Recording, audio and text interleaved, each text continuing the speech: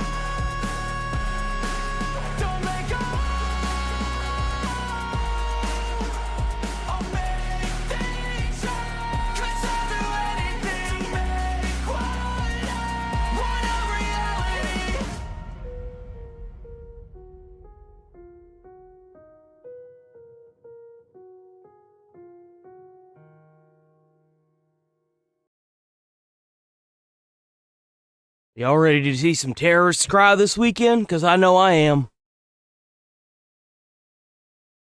Okay, let's see. Damn, we still ain't got nothing. What is going on with gaming? I noticed that Asmon ain't posting as much political stuff either. Ruh-roh. That's okay, we got Fox. It's all good. Trixton Extreme. What is this?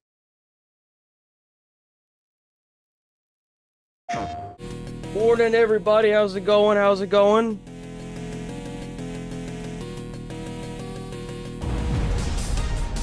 Oh! Darling Winters. Okay. So you're used to be Alex, huh?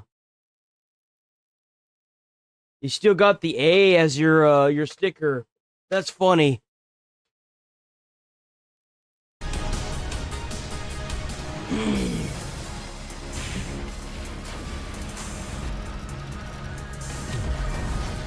That makes sense. Okay.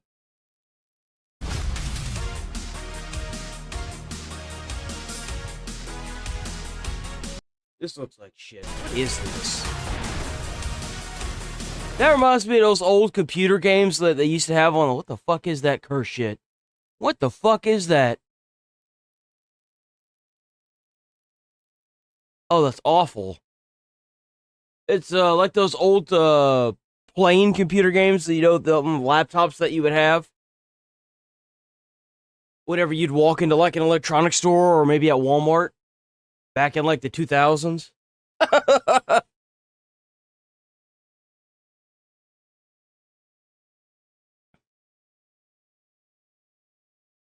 What the hell is this? Get ready for the toughest challenge of your life. You need to take a bath.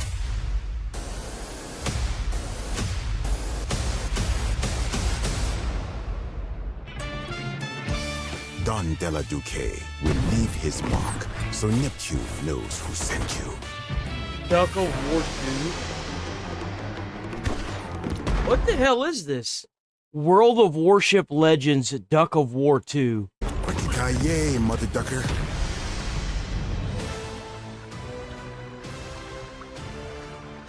Let off some steam, Captain.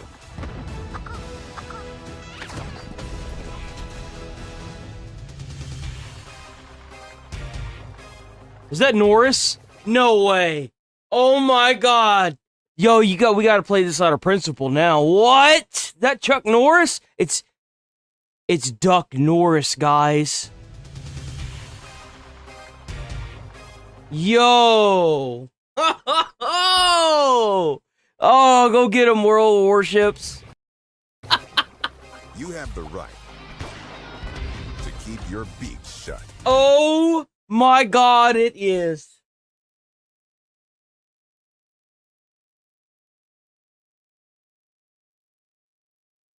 Duck punches.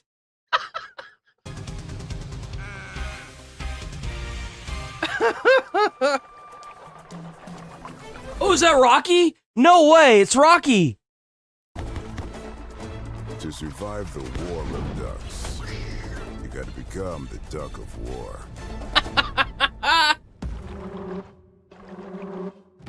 It's the Terminator.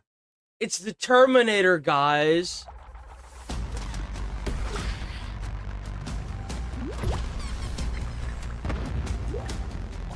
I'll be quiet. Engage in 6 versus 6 PvP battles and find out if you're the toughest duck in the pack. Pick the duck you relate to the most. Assign one of 2 commanders that focus on different playstyles, tamper with their skills, and waddle into battle. 3 weeks of boiling water and hot rubber. Dive into World of Warships Legends in April. Yo, that's hilarious. That's crazy. Yo, W marketing, by the way. What is this?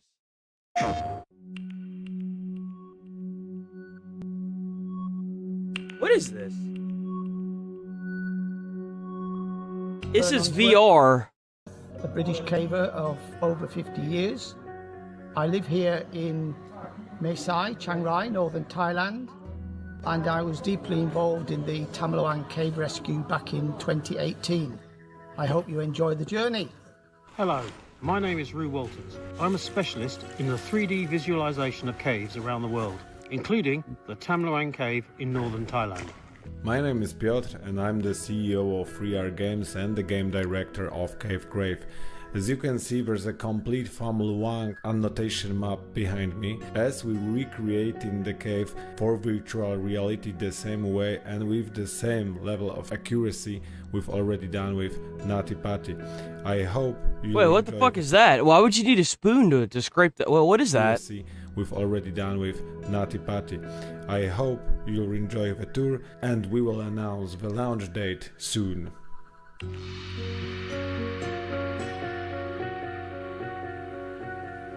I feel like this is going to be a domino effect. Now that these guys are doing it, watch, there's going to be a lot of other game developers that are going to go into PlayStation VR and try to recreate, you know, places around the world to put into VR. I think that'd be really cool.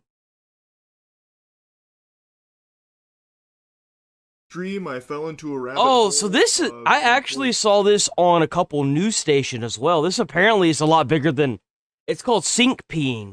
And politicians urinating into sinks, which, you know, I always knew was a possibility. I knew our species was capable of such evil, but seeing it unfold firsthand, it's still... You're really not supposed to do that because it could rust up your sink or your bathtub. You know, some of y'all like to do that shit in a bathtub, man, and rust a fucking bathtub all to hell. Don't do that. In shock and awe. And it's not like I was blissfully unaware of the existence of this tribe that walks amongst us, the sink pissers. On Reddit, quite a few years ago, there was actually a blossoming community, r/sink pissers, that a lot of people were making fun of, but in the shadows... Yo, man, I eat nachos anytime. Nachos are awesome. I love nachos. only grew stronger, only finding more and more sinks to relieve themselves in.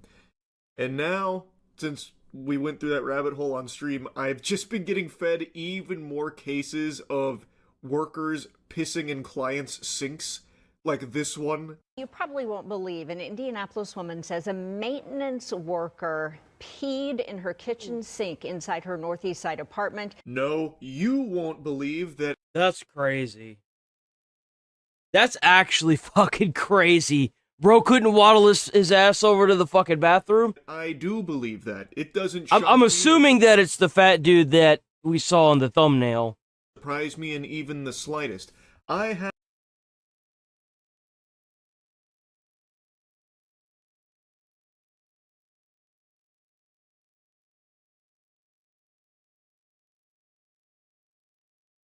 Why? Why does it do this now? Stop. I just want...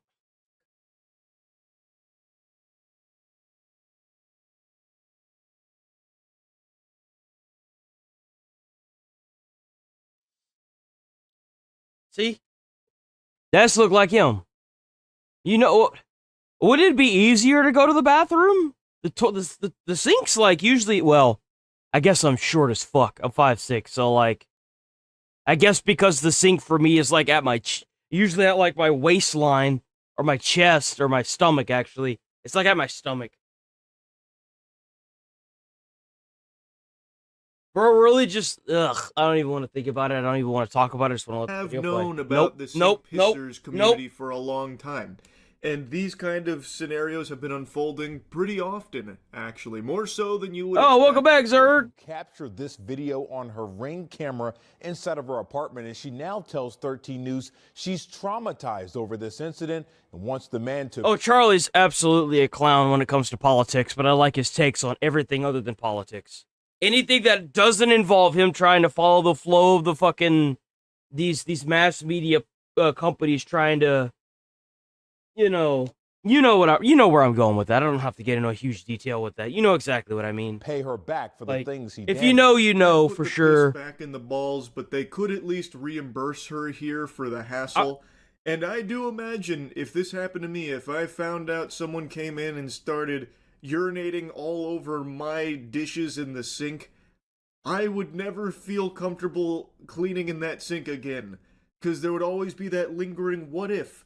Like, you know, this could be some highly acidic piss this guy contaminated my sink with. Even if I replace all the dishes, even if I do my best to really scrub that clean, I just don't know if it would ever be enough. It would leave a lasting impact on me. Now take a look at your screen. In this video, you can see this maintenance man pulling down his pants and then peeing in Shirley's sink while the dishes were filled. Jesus Christ. Bro didn't even move the dishes around, just pissed on everything. What the fuck, man? The hell's wrong with these... So Bro, bro. The incident happened last week at her apartment. Man, it'd be a real shame. It's fucking... Never mind. Blackburn Terrace in the Martindale Brightwood neighborhood. Shirley says she was... The maintenance worker, rather, was supposed to be there to fix her water heater. When she got back, the man said someone else would be back to finish those repairs. That's when she looked at... So what, this man all he did was roll up in her fucking house and piss in her sink? Is that all this dude really did? No shot. The maintenance worker, rather, was in the Brightwood neighborhood. Shirley says she was supposed to be there. The maintenance worker, rather, was supposed to be there to fix her water heater. When she got back, the man said someone else would be back to finish those repairs. What the fuck is he doing in her kitchen, pissing in her sink?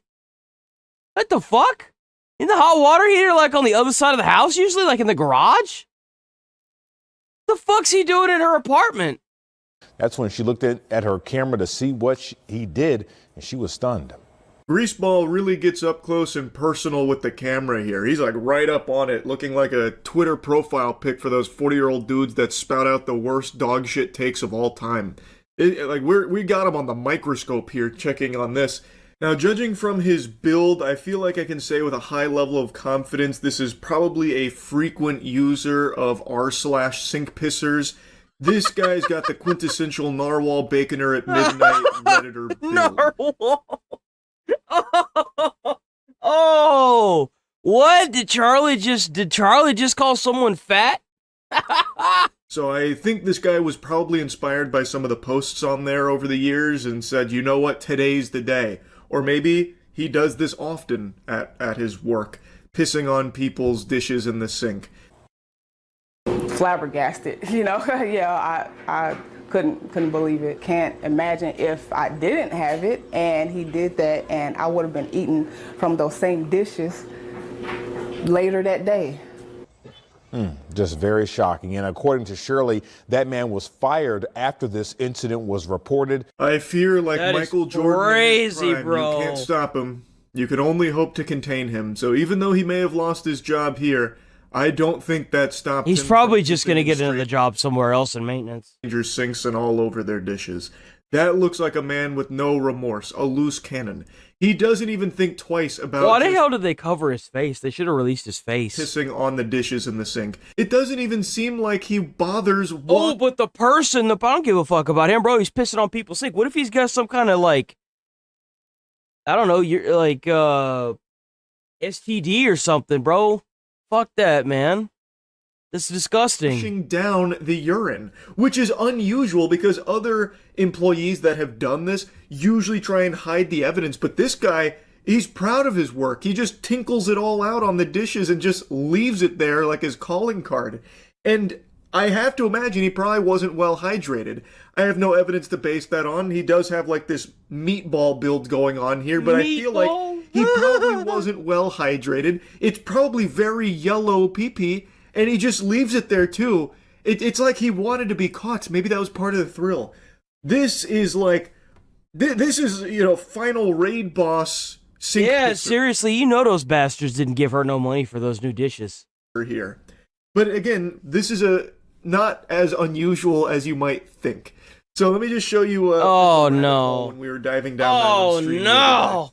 You see where that landlord went to fix a problem in a tenant's home and took a piss in the sink?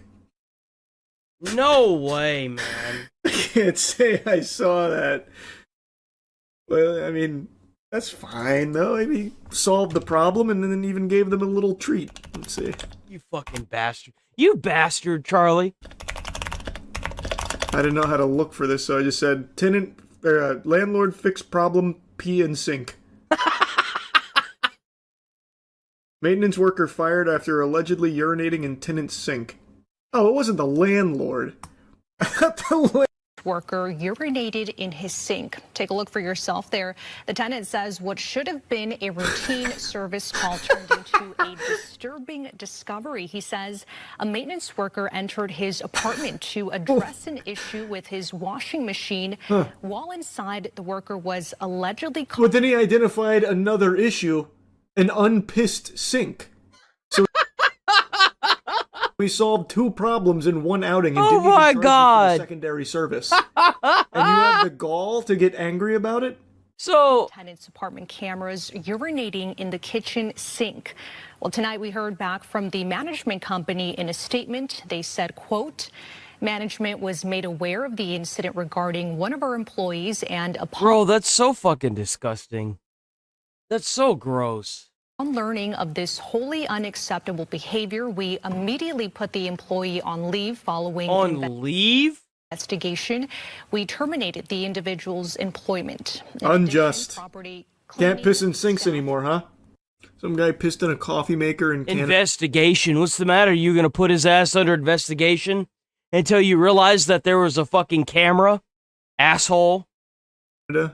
He was candidate for an election in 2015. Well, was it his own coffee maker? Or was he also a maintenance worker who went in and relieved himself in a coffee maker? Canadian candidate Jerry Bance out after video shows him urinating into coffee cup. What? The level of degeneracy you have to attain. Look, I just can't even fathom this. Toronto businessman who's been running for parliament with Conservative Prime Minister Stephen Harper's party made the wrong kind of splash, has been dropped by his party after he was caught on video urinating into a coffee cup while working as an appliance repairman. That's pretty cool. Where's the video? This seems like a common occurrence. Well, it's not just like unsanitary. You do realize that like we've all been kids once, okay?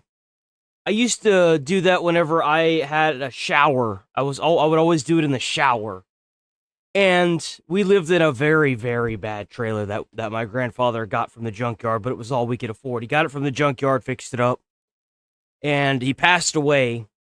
And in between him passing away and us finally moving out of there and demolishing that piece of shit, I had urinated in the shower so much that it actually eroded the bathtub around the drain. So there was a hole around the drain. A big fucking hole, too. So whenever they say it rusts the bathtub, it rusts the bathtub. Don't do that. Don't do that. Lot of wacky pissers. In other news now, a developing political story tonight. The Conservative Party is looking into one of its candidates over some surprising behavior. For more on that, the CBC's David Cochran joins Remember, porcelain for urine, metal for water. tonight from Ottawa. Hey, David. Why do you look so sad? Well, Wendy, this involves Jerry This is Vance, fun. who is the Conservative candidate for Scarborough Rouge Park. And just a few days ago, Conservative Cabinet Minister Jason Kenney... Yeah, Woods is the exception. Woods is the exception. Absolutely. ...was in Vance's cameras set up, and those cameras caught Jerry Vance urinating in a coffee mug and then dumping the contents of that mug into a kitchen sink while the homeowner was in the very next room. That's like... Bro, you must have a bladder that's like that big, bro. Like, what? I swear to God, when I use the bathroom every 5 fucking seconds, goddamn water line raises. Like, what do you mean? Bro. An elevated form of sink pissing. A more elegant solution for the sink pissing enthusiast on Reddit, I would say. Hey, Jerry. Oh, no. I'll go ask this question. Who the hell has a camera in their fucking in their kitchen like this? I need to do that. Whoever did this is brilliant, but why did you do it to begin with? He's also taking a cup. Oh, he took a cup. Like a cup cup. He just peed in the cup. Then he empties the cup in the sink. Oh, yeah, dude. What the fuck?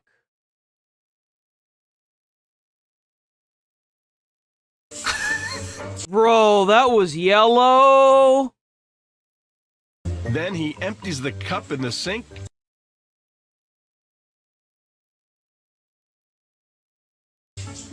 Rinses it. This is what I'm doing with my life. This is my life. I'm reacting to stupid people online who are peeing in cups and pouring it in the sink. Life is good. And puts it back. So when we learned of this, we immediately contacted... Dude, you know that would smell. Jerry, I gotta tell you, that seemed like the work of someone who often pisses in coffee cups. Yep. That was methodical. That was just like business as usual to this guy. But why, and Jerry, far be it from me to question your technique, why not just cut out the middleman and piss into the sink at that point? What was the point of the coffee cup? Nope, that was in Canada. That was in Canada. Did he just want to, like, maximally contaminate as many things as he could find in the kitchen? I don't even see what the purpose was. Not tall enough, he was too short? No, was he? Let me see. Oh, yeah, I guess. Yeah, I guess the countertop's a little high. He could have waterfalled it, just aim up, arc it.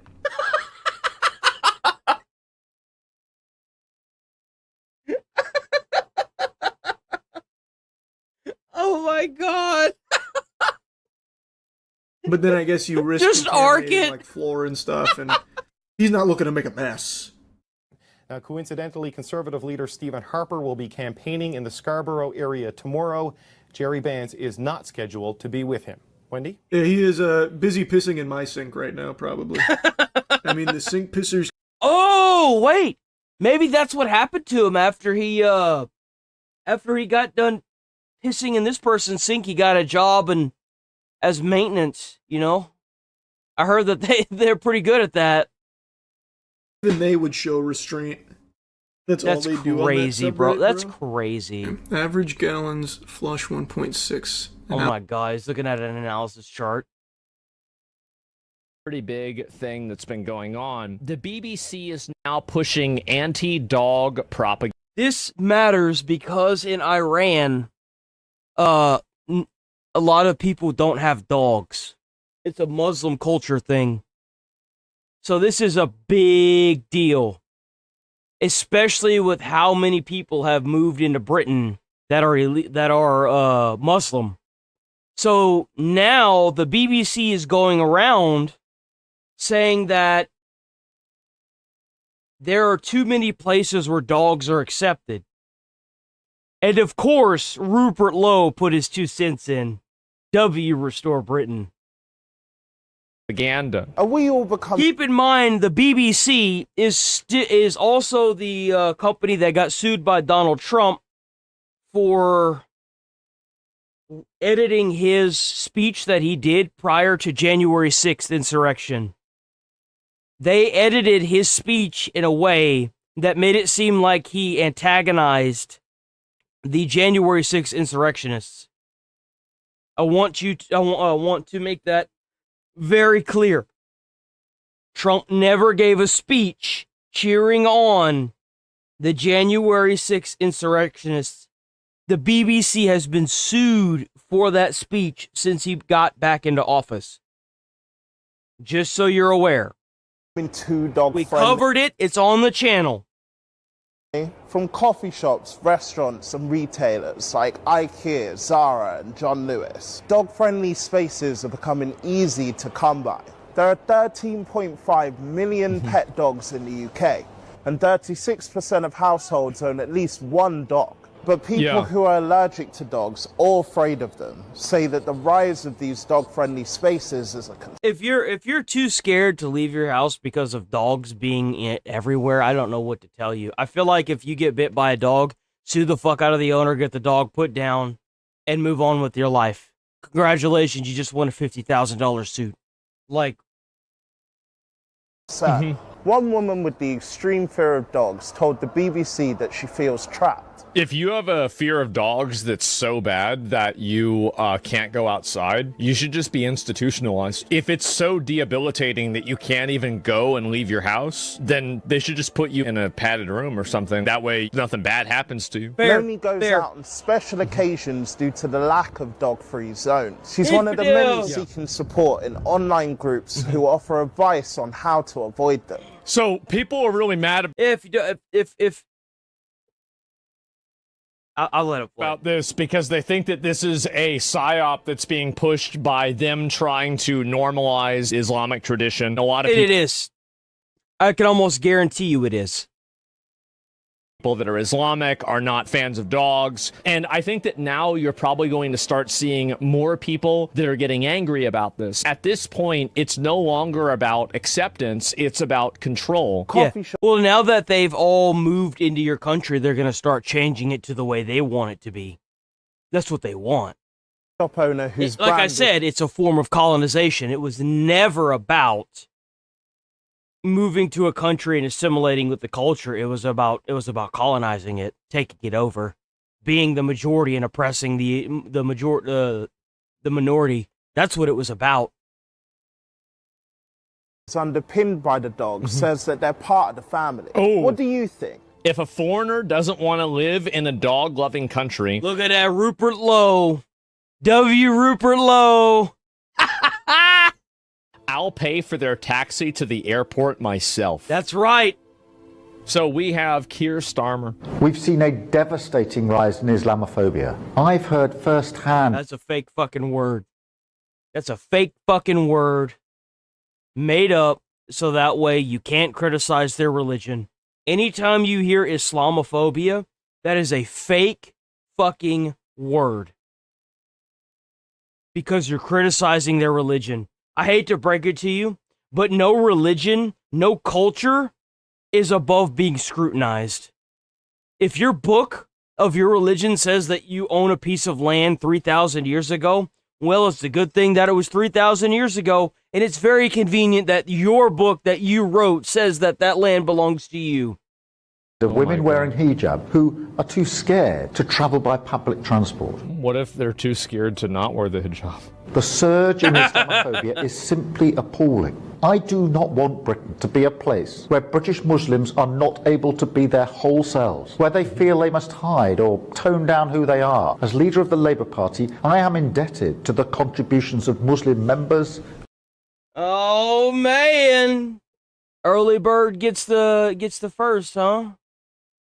Oh, made up words. God bless Rupert. What? Stromer is a Moonstar. Don Lemon is a monster. Don Lemon is a monster. Well, you got a 50-50 take. I'll take it. I'll take it. I'll take it.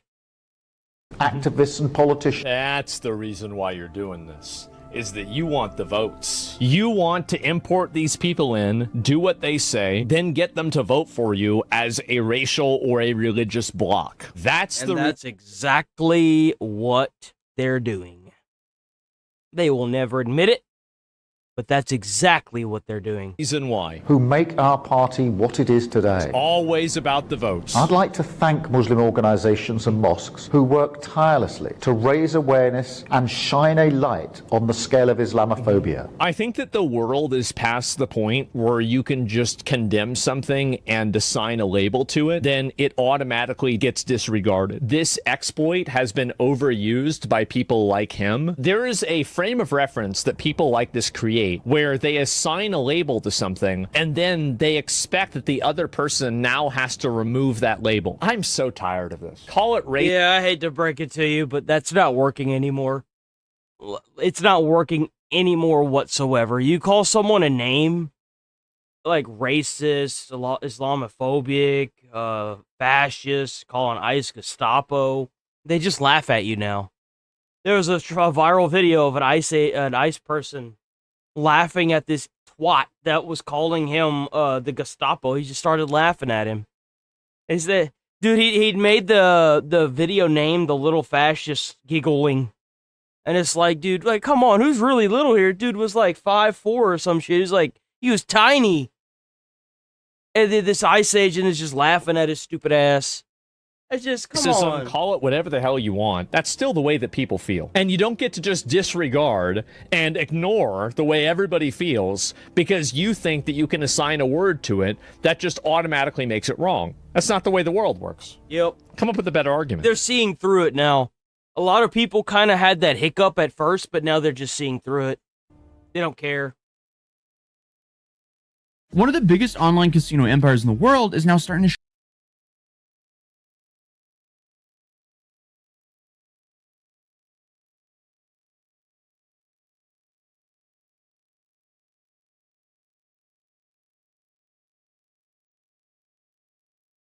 One of the biggest online casino empires in the world is now starting to show some cracks in the foundation, with 3 lawsuits already filed, an investigation over alleged fraud in its own games, and also one of its newest faces. So a lot of Kick's revenue, the streaming service Kick, gets its revenue from Stake, which is a gambling service. There were a lot of streamers that, get banned on Twitch. They go to Kick, and for a long time, if you streamed on Kick, you were like a degenerate, I guess would be the easier way to say it. So Twitch people would say, well, you've got gambling, ha ha ha, you've got gambling. Gambling makes money. Gambling makes a lot of money. Hell, the percentage of how much money you can make with gambling is a guaranteed for the most part. And now Twitch has gambling as well. So I'm curious to see why.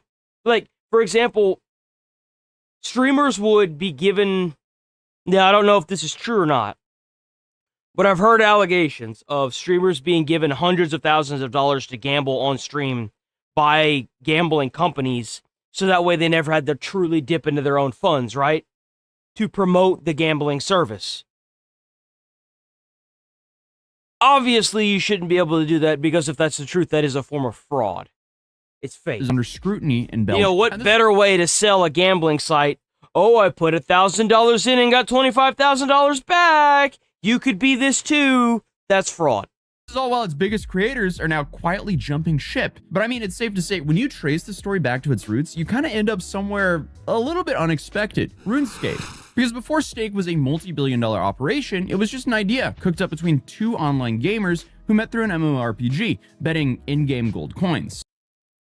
Third-party sites, which technically violated the game's terms of service, but it worked. And from there, they moved into Bitcoin dice games when in 2013, they launched a platform called Prime Dice that essentially let users play using cryptocurrency. And at that time, they had no license, no real regulatory framework, just a website and a lot of demand that started pulling in users almost instantly. Then, a few years later, with Prime Dice as their foundation, they built out something far more ambitious. Stake.com. This was launched in 2017 as a full-service crypto casino/platform, and it was licensed through Curacao, you know, one of those tax havens in the Caribbean. But this platform was headquartered in Australia and was growing surprisingly fast from the start. And just to give it some sense of scale, by 2024, the platform was generating roughly $4.7 billion in gross gain. That makes more sense. Because you said they use credit. That actually makes more sense, so that way technically it's not actual money. It's easy to make up this weird currency in a game, and then if you're able to push that as an actual like money, then it would make a lot of sense. You know, if I owned a casino business that was digital and I wanted a streamer to use the casino to make money, what better way than to have an account and give them the account where the credits on the account never equate to actual money? That explains a lot, actually. That explains a ton. I didn't even think about that. Revenue, meaning this is after paying out player winnings. So definitely not bad for a couple of guys who started just by staking in an online game. Now, Stake's growth definitely didn't happen out of nowhere. Like, there were a lot of streamers that quote-unquote lost everything, but their way of living didn't exactly change. So that makes so much sense. The company made a very deliberate bet early on that the fastest way to grow a casino platform on the internet wasn't with traditional ads or SEO. It was actually getting the most watched people on the internet to gamble or stream on their website. And they were willing to pay massive amounts of money to make that happen. Trainwrecks TV, who became one of the platform's first major partners, once told his viewers that he'd taken around $360 million from Stake over roughly 16 months, which is just stupid money. I'll release what I got paid since the beginning of my contract. I've been paid $360 million for 16 months of gambling. And XQC later went live on stream and also mentioned that his arrangement with Stake pays him a flat $200,000 per gambling session, regardless of how long the stream runs or... Yeah, WXQC for being transparent. Like, I don't blame the streamers. I'm sorry, boys, but if I get paid $350 million to sit there and gamble for 16 months, well, we probably gonna be split screening some shit. Gonna have gambling up on one side and a toesy on the other, boys. How much you actually wait? I got bills to pay, bruh. It could be for 10 minutes, could be 5 hours. I get 20K flat. And Aiden Ross had Ethereum worth an estimated $78 million flow through accounts linked to him from Stake between late 2021 and early 2025. And then, of course, there's Drake. Yo, low-key, if I sign up any contracts like that, I would immediately be like, I gotta be able to announce it. If I can't announce it, I'm not doing it. I want to stay transparent. The rapper I don't want to ever go away from that because, like, I'd much rather be transparent and be like, yeah, bro, I got bills to pay. Sorry, but, I got bills to pay. You know what I'm saying? Shit. Ambassador in a deal reportedly worth over $100 million a year at the time. And his role was I don't either. I don't gamble either. To gamble or play publicly. I despise gambling so much. The second I find a game that isn't single player that I can't, like, cheat to get the rolls, I don't play it. I don't play it at all. I don't like gambling. I don't like how it makes you feel like shit if you don't win. I don't like Interesting. That. So Drake himself would host multi-hour-long live streams and post about his wins and losses on Instagram to his followers, which made it feel way more real than traditional advertising ever could. And I guess this was pretty much the Drake effect, now helping boost Stake. Yeah. Like, for example, in Borderlands, you can download a mod that lets you, like, always roll a legendary weapon. that kind of cheating, yeah. Yeah, dude. I do it all the time. Console commands are my best friend. And they leaned into it so I'll probably play through a game that I buy on PC through the first go. Like, if I haven't played it before, I'll play through it, like, without cheating. Unless it's Stalker 2. Because that game was so broken that I couldn't even get to the end of the game. I streamed it. I tried to anyway. And it kept crashing at the end. So I ended up having to look up a video for it.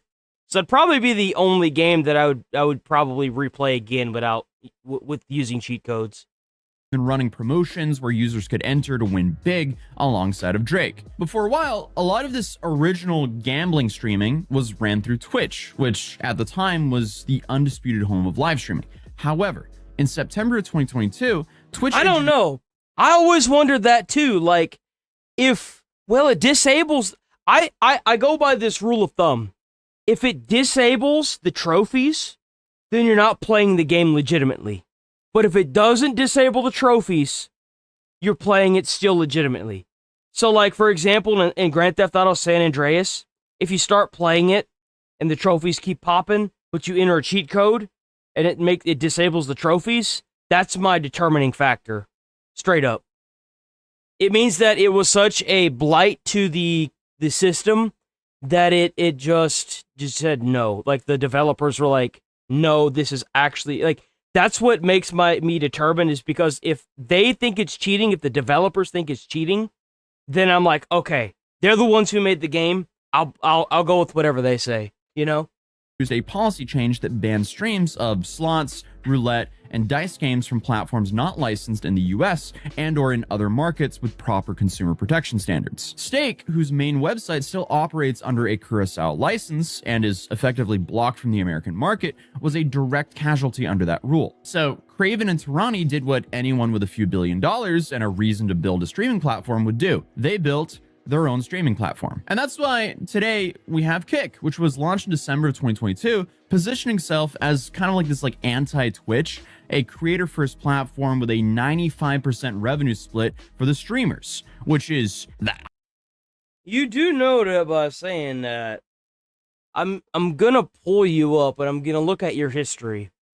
The real question is, how many other streams did you join that made you think the way you did? That's the real question. I'm gonna guess 4. I'm gonna guess you've been here for 4. No, you know what? No, 2. I think you've only been here for 2 streams. Oh my God. I was right the first go around. See, that's what happens when I second guess. Fox News state-run TV. Oh, here we go. Hey, MAGA, your deity is BB's bitch. Oh, look at that. 4 streams of just nonsense.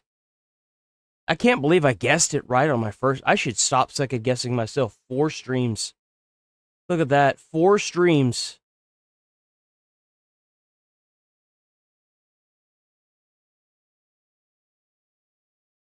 Damn, I'm good. I did second guess myself. If I had to second guess myself, I'd have got it right.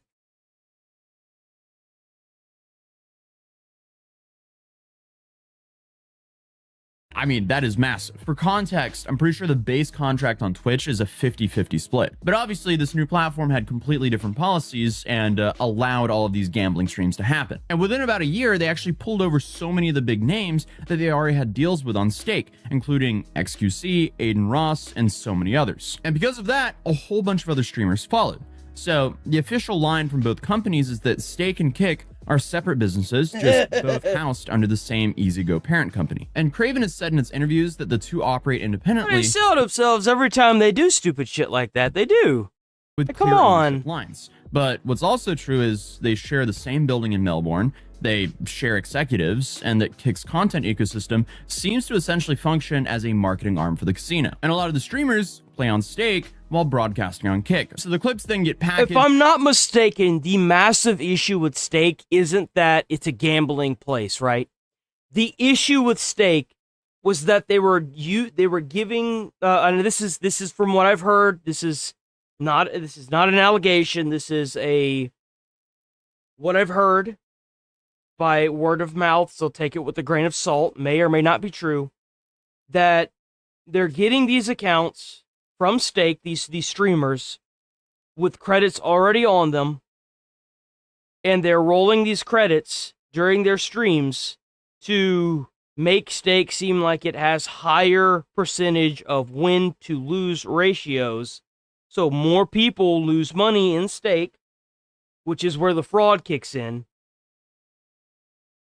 And they're using that to piggyback off. They're using the Stake. They're feeding themselves, because you have Kick that has the Stake backing it, and you have the streamers that are feeding it back into Stake. It's the big circle of fraud. That's what's really going on here. Post across social media, which then loops the traffic right back to Stake. So it's safe to say that this definitely worked. And by the third quarter of 2025, Kick had climbed to about 4th place among the most watched live streaming platforms in the world. But here's where the legal trouble starts, because when the main site was banned in the US, and I guess a big chunk of their audience... I didn't know that. They banned Stake in the US? Being in the States, the company decided to roll out a separate American version called Stake.us and labeled it as a social casino. So the framing is that it's just entertainment. Nobody's actually gambling or spending real money, as players could use, I guess, like virtual currency called gold coins for gameplay. But you have to buy the gold coins with money, do you not? Which are explicitly described as having no cash value. But apparently, bundled with every gold coin purchase is a secondary currency called Stake Cash, which can be wagered on all the same casino games and then cashed out to a flat 1-to-1 rate against the US dollar. So attorneys in several states looked at that structure and arrived at essentially the same conclusion, that the gold coin framing is a wrapper to make real money gambling look acceptable. So the first major lawsuit against Stake landed in Missouri in October of 2025. A man by the name of Justin Killam filed a class action. Bro, you gotta stop. Dude, you gotta change these goddamn names, bro. You gotta change these names. Who the hell wants to go through their life with a name like that? Come on. Against Stake, Drake, and Aiden Ross, arguing that Stake.us was functionally the same as the main website. Same games, same layout, same experience, and that the dual currency model was a deliberate legal workaround rather than, you know, a genuinely distinct product. And the suit also alleged that Drake and Aiden Ross had been presenting their wagering as personal gambling, when the money that they were betting was actually being supplied by the platform. No, everyone gambles whenever they're a little kid. Look at Yu-Gi-Oh cards, look at Magic the Gathering packs, Pokemon packs. It's all the same shit. I love that these individual states want to go after video games. They should also go after the card games as well. They should. I think they need a complete crackdown on this. Losses they occasionally showed audiences were just, hey, this is a marketing strategy rather than real financial consequences. And again, this is currently being alleged. We don't have proof of this right now, because Stake denied everything, and they said they'd contest the claims. And Aiden Ross on livestream described the lawsuit just like this. Guys, there's nothing to talk about. I think, so the way he described it is like, I guess with every, like, for example, $100 purchase of Stake gold coin, your US Stake gold coin purchase, which has no value, you get a percentage of Stake 1-to-1 value, meaning 1-to-1 Stake crypto to actual US dollar. So I guess that's how they're trying to get away with it, but I think they're trying to find the loophole of, well, you didn't pay for it. You bought the gold coin and we threw it in as an added value. I think that's the loophole they're trying to go with. Regarding the title, regarding what's going on with us, you guys can look into it. I will tell you guys this. It's bull. To me, it seems like somebody, if you guys can see what Asmongold said, because someone sent that to me, it's literally true. Like, just watch the Asmongold thing. It's bull. But then a second lawsuit followed a few days later in New Mexico, making nearly identical arguments. And then, on the last day of 2025, a third complaint was filed in Virginia. And this one went somewhere completely new, because the Virginia filing named 4 defendants: Stake, Drake, Aiden Ross, and an Australian guy by the name of George Newen. You could. I mean, like, ideally, you wouldn't do this, period. But the thing is I understand why he's doing this. Look, money literally doesn't grow. Well, I mean, it does, but not. Okay, so money's not going to just appear out of thin air. In order to run a streaming service for like Twitch, right? You have to have massive servers. Massive, like we're talking server centers the size of some Google plants. Okay? You have to have massive servers. Those things cost millions of dollars. You need ad revenue to flow through that in order to recoup the costs. Like, I guarantee you, most of the money that Twitch is getting is being spent on these massive data centers, these servers, just to stay afloat. When you have somebody like Asmongold, for example, that doesn't run ads on his 50, 60,000 view stream every single day, that's a massive loss of money. Massive loss of money. The thing is that Stake and Kick don't have ads like that. They have each other. And they are, that's the big problem.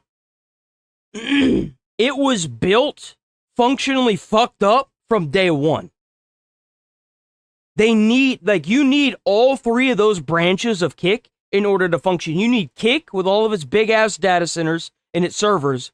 You need Stake to bring that money in, and you need streamers to promote those individual gambling sites. You need those things. Missing any one of those three on Kick would immediately falter and die.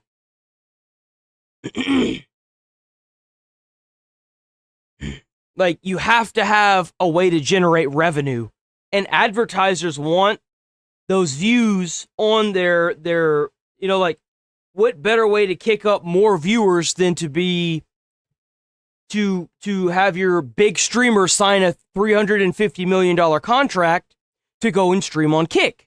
And do what? Well, we specifically want you to gamble. We want you to gamble for 16 months specifically. That's 16 months of some big-ass streamer with millions of views that's going to generate revenue. Idea who this George guy was, but apparently he's an Instagram guy with over 500,000 followers. So the complaint alleged that Drake and Aiden Ross have been routing money through Stake's internal tipping system to George. Like, I understand why they're doing it. That doesn't make it right, but I get it. I understand the need to make money. I absolutely get it. We all get it. But at a certain level, you have to have an accountability for yourself and your actions of your company. Because if you don't, you're going to end up in jail for fraud. And I'm not saying this to piss all over fucking Kick or Twitch or any company. I get it. You need to make money. But there are laws in place to make sure you don't make money a certain way for a reason. When you have somebody that picks up on gambling, first of all, if you pick up on gambling and you lose all your money, you should have sought help. You should have. You knew it was wrong and you did it anyway. Rip bozo. I'm going to make that very clear. I don't particularly care. It's not my problem because I don't like gambling. I think it should be illegal. Period, plain and simple. It damn sure shouldn't be used to attract kids. That's disgusting. It's predatory. But you knew you had a problem and you didn't seek help. That's on you. But at the same time, if you're a massive billionaire titan, you're held to a higher standard, and just ripping money out of people's hands to put towards your big betting machine, that's just malicious. That's disgusting. Use those funds to pay bot services. You should do better. To artificially inflate streaming numbers for both of them across platforms like Spotify and Apple Music. So that is a crazy allegation. But we did kind of just cover that Kick staff was admitting that they were aware of bots on the platform. So I can't really say that's related, but bots are around, that's for sure. But according to the suit, the goal was to prop up the appearance of popularity, pushing And you're Drake absolutely right. It is a poor man's game. It is. It absolutely is. Because the mentality when you're poor and you've been poor your whole life is, what can I do to get money? What can I do to double or triple my money? Most people turn to gambling, not realizing that with how much money they've spent gambling, they could have easily made a profit off of it. higher in the recommendation algorithm. It's predatory. It's predatory by nature. And obviously suppresses competing artists in the process, and then of course generating royalty income from streams, which isn't real. Now obviously these are some serious allegations, and the complaint described it as racketeering activity that had been running continuously since 2022, and the two plaintiffs were seeking at least $5 million in damages. So Stake's response was brief. They called the whole thing nonsense and specifically denied that Stake US even has a tipping mechanism. And they said they weren't worried about the case. And Drake, Aiden, and George, on the other hand, they didn't comment publicly. And as of right now, all these cases are still working their way through the courts. And all of that could have easily been a video on its own. But then came February 2026, when a Bloomberg Businessweek investigation dropped and quickly took over the entire conversation. So now you have Cecilia D'Anastasio, Olivia Salon, and Lian Yen writing an article reportedly based on the data analysis of nearly 500 hours of slot footage from 25 streamers on Kick. 5 of them were among Stake's highest paid profiles. Drake, Well, I mean, you have to keep in mind,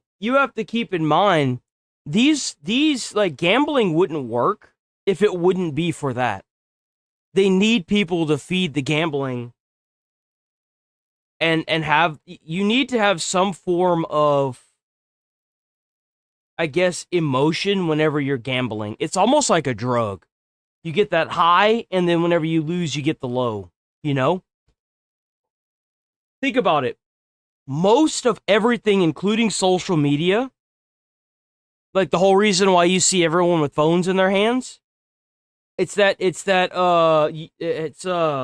it? I keep wanting to say it's an endorphin rush, but it's not. It's a, there's a name for it.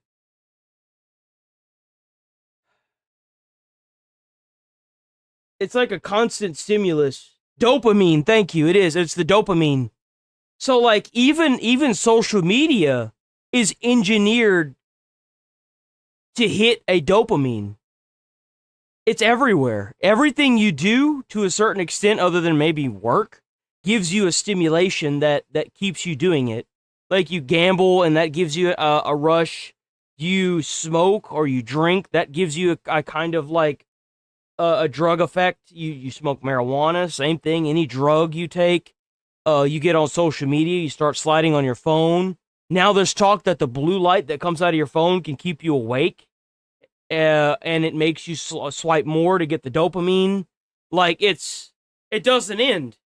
XQC, Trainwrecks TV, and Rosh Time, with the remaining being about regular or smaller streamers with not too many known financial ties on the platform. And the reporters apparently used an AI model to process a screenshot from every 4 seconds of footage, pulling out balance amounts, bet sizes, and which game was being played, then manually verifying the data. And at a baseline level, they found that across all 25 players, a big win, which apparently is a 1000x return on a single bet, happened roughly once every 10,000 spins on average. And apparently that 1000x is the threshold the community typically considers as a big win. However, Drake's raid on EasyGo Own Games was a little bit different. So they were apparently 4 times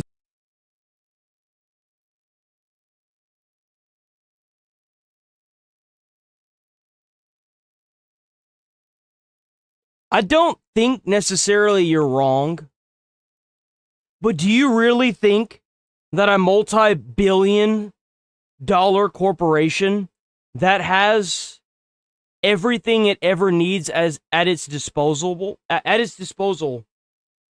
including a bunch of chair members that will also pump money into it, doesn't rig the game in their favor? Do you really think that TikTok came about because of what? You do realize that before TikTok was TikTok, it was like some kind of other weird ass site, right? And then a company took it over and turned it into the second biggest platform in the world, if not the biggest. It's by design. That's why you don't see a small company turn into a trillionaire. You see a small company turn into a billionaire, and then you see that billionaire get bought by a different company and they get turned into a trillionaire. It's like that by nature and design. Oh.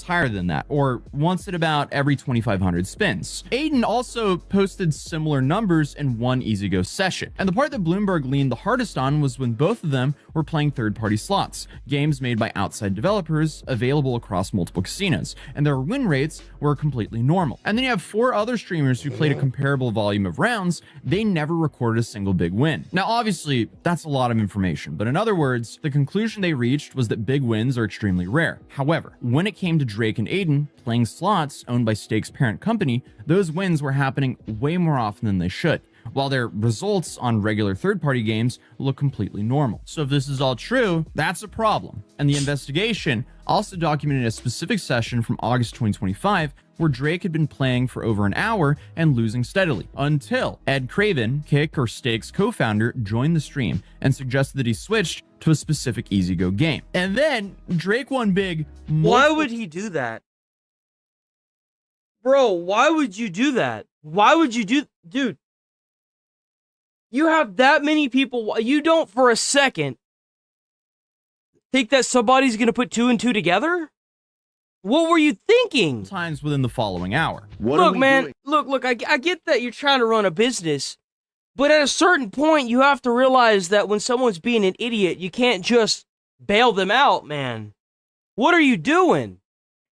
Look, can we make shake, brother? Seriously. I've been watching the whole stream. I don't know. I honestly feel like you've been getting some bad advice from everyone in the call here. You know, these picks have been terrible. Okay, so give us one. Can we get one? Yeah, you know what? No. Eddie, you're right. The Snake originals are a terrible pick, huh? Again, I can't show gameplay of him winning. We can only zoom into his camera and see the reaction. So they noted that a majority of these massive wins across their dataset occurred in sessions when Ed had either appeared on stream or dropped game recommendations into the live chat, which is definitely interesting. But after that article was released, Stake told Bloomberg that the findings were categorically incorrect. They argued that calling something a big win is a very loose definition and doesn't really account. This is what everyone does. They try to disenfranchise every article and every piece of information when you start putting two and two together. It's very interesting to see these people do this. For how different these games are, especially in terms of I love how it's a counter it's not a counter statistic. It's them just straight up disenfranchising you. And payouts. It's no, that's not possible. You don't even know what that means. No, that's not true, liar. No, that's not true. No, not at all. Nope. Comparing win rates across different games can end up being very misleading. Then, XQC got onto Twitter and said this is the worst journalism he'd ever seen. He argued the sample size was just way too small and the language was slanted, and the research was surface level at best. And the other Kick co-founder, Bijan Tarani, also posted that the mythology was flawed, pointing out that the small footage windows Bloomberg had both for Drake 1.3 hours and Aiden only 0.1 hours or 6 minutes was just way too small. But Bloomberg had already addressed this in its published mythology, noting that 1.3 hours of gameplay equaled about 15,000 spins, which exceeded the 10,000 spin average their data showed. Hold up, you're betting 15,000 times in 1.3 hours? That's crazy. But I guess whether that's a big enough sample for probability analysis and slots is genuinely a statistical debate. I'd love to hear your guys' thoughts down below, but that's roughly where things stand. And just to be clear, I think that they're kind of selling the game and they should back off for a while. They should. Like, I get your need to make money to keep the systems going. I get it. But maybe you should cool it the fuck off, because if you don't, someone's going to end up in jail. That's what I think. I think they should cool it. Good morning. Overnight, the United States. Okay.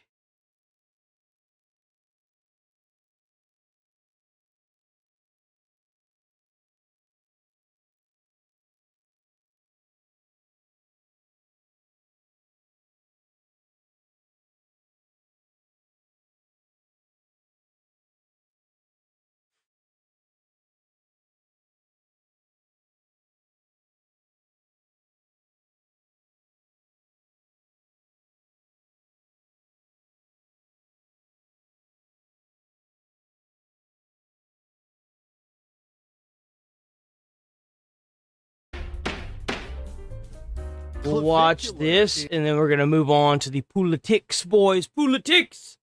is in the news again for, Laugh. well, a lot of crimes. We're going to talk about his jail maxing today on the Legal Mindset, where he teach you to be your own. He kind of started the trend of the like maxing. So like he would looks max, which is if you in society look a type of way, meaning if you look fucking hot, typically you have more advantages than others. So he used to do old fashioned like look maxing videos where you take a little hammer and you like try to chisel your jaw by hitting it as you're growing, using like roids or something to hit the gym a little bit more often, stuff like that.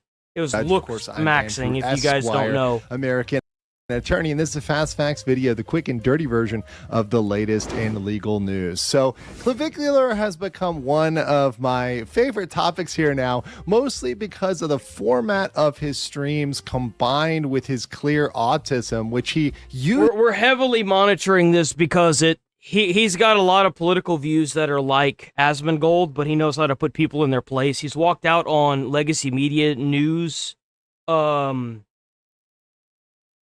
Oh my God. Interviews. He's put Chase Morgan in his place, or Pierce Morgan. He's gone the mile. This is as a criminal defense. Yes, indeed. We're going to get into that today. That is a massive. And recently he put he pumped a magazine into a dead alligator in Florida, which apparently is illegal. Massive thing that shows up time and time again, where him being awkward or not really understanding social scenarios gets him into trouble on stream. And with the popularity of his streams, keep in mind that Florida doesn't give a shit that he shot a dead alligator. They care because they have a trade in alligator hides, and it's kind of hard to sell an alligator hide if it's got 6 bullets in it. Indeed, more people are coming out to interact with him, to engage with him. There's a lot of things that may or may not be going on behind the scenes that may be a little bit shady. And all these things build up to potential criminality, potential liability. So you've got this on the table. Please like and sub to the channel. This is indeed his mug shot from Osceola County. That's by Orlando. That's where, in fact, Disney World is partly in Osceola County. Now, the plaintiff here, well, we'll go with 2 potential plaintiffs here. We've got Jenny Poppich, who's going to be on the assault and battery charges, particularly. And then we've got an alligator, right? So the big mess up and what everyone was going on first was of the alligator. So we're going to start with... They originally tried to say that the alligator was alive. That the original like titles that I saw were clavicular kills alligator. That is complete misinformation. That is a smear campaign, and that is completely wrong. I've seen the video. I've seen the full video. I don't think you can watch the full video on YouTube because it does show someone shooting a firearm into a carcass. I do not know if that violates the terms of service, but I would assume it does because nobody has uploaded the full video. But I have seen the full video. Right? So let's start with the gator. And what got everybody thinking this is serious was an actual official message from Florida Fish and Wildlife. This is from the official Florida Fish and Wildlife account, MyFWC, which says the Fish and Wildlife is aware of a video depicting individuals in the Everglades on an airboat who appear to be discharging firearms at an alligator. FWC officers are looking into the incident and will provide additional information when available. To report wildlife violations, call the Wildlife Alert hotline at 888-404-3922. Well, apparently it got to the point where they're getting so many calls and they were just inundated with people informing them about them emptying into this alligator that they decided to call in. Now, let's review the actual... I don't even know what the hell that means, man. What does that even mean? Shoot your foot off? You do know that Adderall is an upper, right? It's not a downer. Unless you've got ADHD. You do understand that. Like, Adderall is a super upper. So, like, you're not going to be, like... You're going to be, like, bouncing off the walls if you don't have... If you don't have ADHD and you take something like Vyvanse or Adderall, you're going to be bouncing off the walls. Oh, shit. No! Look what you made me do. Who'd you baby do? Else's drone. A drone, once again, a big difference legally, right? So there's a huge legal distinction between shooting a live gator and a dead gator. Yeah, can we dump it around into it? Well, let's just test it. I don't even give a fuck if it's an abuse of a corpse. It's a fucking dead animal, bro. That thing's gonna sit. The only reason why he's getting charged, it has nothing to do with abuse of a corpse. There's no charge like that. It's because there are laws that protect alligator hide in the state of Florida. Because it's it's something that Florida uses to make money. It's a trade good. That's the only reason why. I'm sure he'll talk about it. Bro just said it's. All right, we gotta make sure. No. I want to point out this incident involving a drone, and you can I don't know if he's gonna show it, but I damn sure can't take the chance.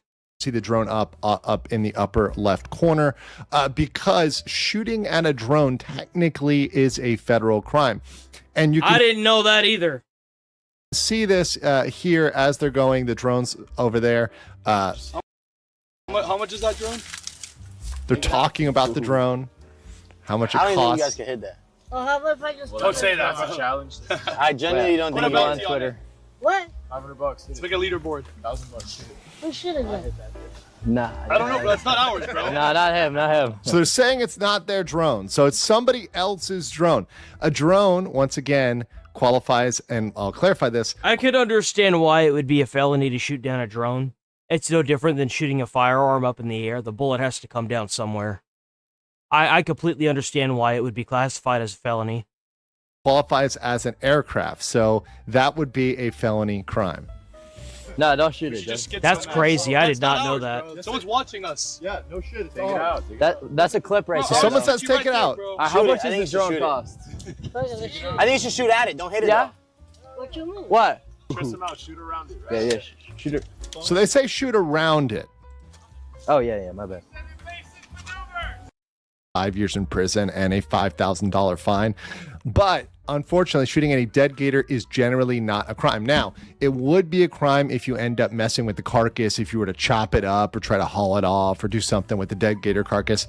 That can actually get you in trouble. That can be a crime. But assuming they didn't pick it up and it didn't appear on the stream like they picked up the gator and messed with the carcass, assuming it was dead and they shot at it, that's not a crime. And that's generally not something that's going to get them in trouble. Shooting at a drone was a federal felony, once again, because they're aircraft under FAA protections. So it's a crime to damage, destroy, or wreck aircraft. So Is that really what it's about? Are they not even trying to go after him because of the gator anymore? They're just trying to get him for that? That's kind of funny. Drone being an aircraft, yes, that would be something that if you indeed did damage That would explain why they said it wasn't the alligator. the drone, that would be a problem. Now it appears they did not knock the drone out of the sky or they didn't hit the drone. So they I don't think it matters because they shot up in the air, though. Argue, okay, we didn't actually hit that, so there's no crime committed because we didn't hit the actual drone. But the real criminal charge and the thing they've really got to worry about and what he actually went to jail for is battery and also instigation of battery. So let's get into that. Oh, So here we is have it? an incident Okay, it was this. So this, after all of that, this is what, dude. from a trip to Disneyland. This is an So if you don't know what happened here, these two, it was a cat fight between these two, and I guess Clav grabbed the girl that wasn't his girlfriend or whatever, and then let his girlfriend get a few cheap shots on her or some shit like that. And now he's in a lot of trouble. She's in a lot of trouble now, Osceola too. County and an Airbnb. And you can see Clavicular here with his, I guess, new girlfriend and former girlfriend. I mean, there's a girl fight here. And you'll see this incident is the one that actually got him in trouble. Get out. I'm gonna do not touch me. I'm gonna drag. Do not touch me. Yo, you're drag. Okay, so clearly there's I don't know why the hell he would get involved with this, man. He need to get away from these girls. He need to stop shooting dead things. And he needs to lock in, bro. I get he's young, but man, you gotta lock in, bro. You gotta lock in. Especially with like how famous you are right now. This guy could easily be double the size of Asmongold and 3 times as famous as Charlie Kirk. You gotta lock in. You are so fucking young, and you are throwing it away, Clav. Assault battery stuff going on between these girls, right? That's very, very clear. You can argue about instigation. You can argue about self-defense. That's all something they can argue in court. But clearly between the girls, that's going on there. All right. So the audio's out on this. But you can see as that video goes on, this whole behavior, which this girl eventually gets kicked out, that can be conspiracy to instigate battery, essentially. Now, Clavicular was brought in on these charges. These are actually what he was arrested for and he was brought in for. And you can see here as well, his girlfriend, Violet Marie Lentz, was also brought in on assault. You can see the day of the warrant, 2/25/2026. So they were both brought in, and she's right there with Clavicular. You can see they were both brought in on these charges. And indeed, he just made bail. You can see him in this video getting out of the Osceola County Jail. You're usually pretty chatty. Anything to say? Yeah, sure. Just woke up. I'm a little tired, so maybe next time. He walked off by himself and he was still on the phone. So what's next? He's facing those charges in Osceola County, which is the Kissimmee area, and FWC is also looking... So he actually talked about this. We saw a little clip of this yesterday. So this was right after he got released. He wanted to wait in the lobby for his security detail to come and get him and a car, but they kicked him out of the lobby. Like, that's literally what happened, and he's just trying to get, like, he has... I just don't understand why they couldn't wait. Why he wasn't allowed to wait in the lobby of the police station for his security detail to come and pick him up. Into some video showing him shooting. Sorry, but not everybody that just gets out of jail wants to sit here and talk to a bunch of paparazzi that follow you around constantly.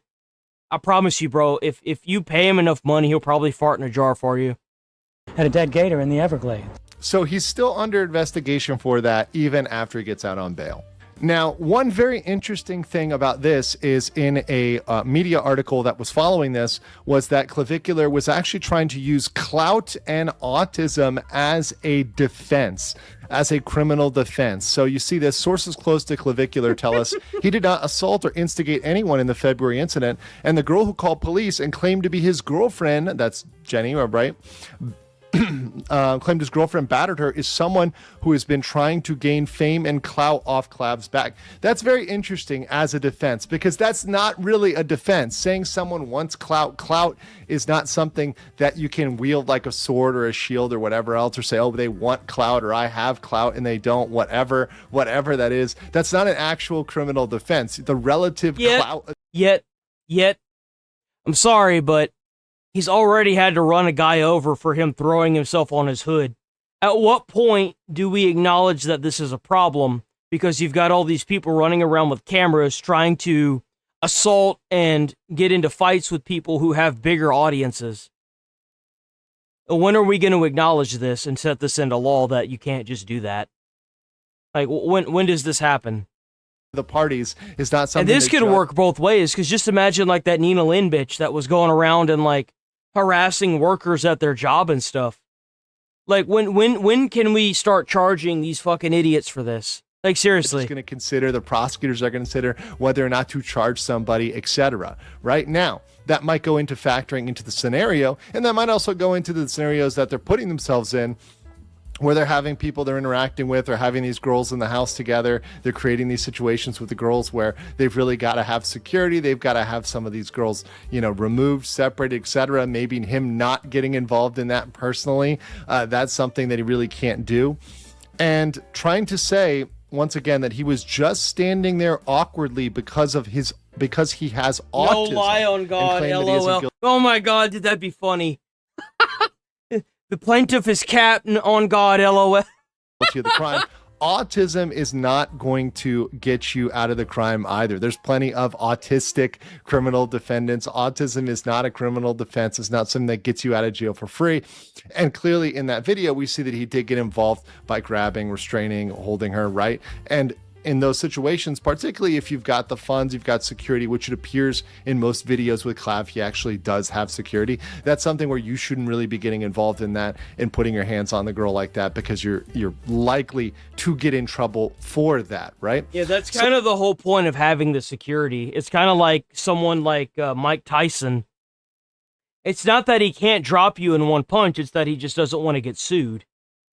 I mean, if someone like Mike Tyson punches somebody and they end up getting killed, he goes to jail forever, and there's just no winning in that situation. I'm sorry, like, that's why they have security. It's not for their own protection, it's for yours. Dumbass. Here's my judgment. So my judgment is Clavicular is likely going to get cleared of the gator crime. Shooting a dead gator in Florida is not a crime, and he's unlikely to get charged for the drone incident because he didn't hit or damage the drone. And because of that, those two are unlikely to go anywhere. He's already out on bail for the battery charge, but I think for that one might actually stick with some penalties, because cloud chasing and autism isn't a defense. That's not something that's going to get you out of jail for free. But what I think is most interesting about Clav and the way he streams is that in this setup, it is going to lead to more crimes if he continues to have this pattern of streaming and the way that he functions on his streams. And without implementing any other changes, there's definitely going to be more crimes to follow. I think he's got some growing. He's definitely got a lot of growing to do. All right. Apparently we blew up a bunch of shit in Iran overnight, or somebody did. An ammunition depot with 2,000-pound bunker buster bombs. The president released. That's what I'm talking about. A video on True Social following those strikes, where you can see flames rising from the aftermath of those strikes. The destruction just outside the city of Isfahan, while the U.S. and Israel. Don't you just love giving Iranians some fireworks, man? Ramping up pressure on the Islamic Republic, President Trump is still offering Iran a chance at a diplomatic solution. This remains a truly once-in-a-generation opportunity for the regime to make a good deal with the United States, permanently abandon their nuclear ambitions, and stop acting as the world's leading state sponsor of terrorism. If the Iranians reject this golden opportunity, the greatest military in the history of the world continues to stand by to provide President Trump with. Say it again for me. Say it again. Say it again for me. I love it when you say it. I love it when you say it like that. Say it for me again. With the United States, permanently abandon their nuclear for the regime to make a good deal with the world's leading state sponsor of terror history of the world. Can Iranians reject this golden opportunity? The greatest military in the history of the world continues. That's right. That's right, girl. Say it one more time for me. Say it again. Good deal with the United States, permanently abandon their nuclear ambitions, and stop acting as the world's leading state sponsor of terrorism. If the Iranians reject this golden opportunity, the greatest military in the history of the world continues to stand by to. Don't you just love it? Don't you just love it? You see, we have an administration that can stand out on stage while they use cardboard cutouts of a man that they think is still alive. Don't you just love it, guys? I love it. I love America so much. President Trump with every option available to ensure this regime continues to pay a grave price. Iran has continued its ballistic missile attacks against Israel, with 2 waves targeting central Israel last night and another 2 cluster munition strikes this morning against Tel Aviv. While Iran goes after Israel, Gulf countries, and U.S. forces, Iranian leadership is trying to keep the public calm as this war escalates. I have never understood why some firemen do this shit. I have never understood this. I have never been trained to do this. I've never actively wanted to do this, because anytime I had the fire hose in my hand, I always had it at my waist. I would always lock my arm up into it like this. I would always carry it like this. I had way more control over that nozzle like this than if I had it on my shoulder and I went to pull it down. Usually I ended up dropping the bastard, because in those gloves... Actually, you know what? Hold on. Hold on.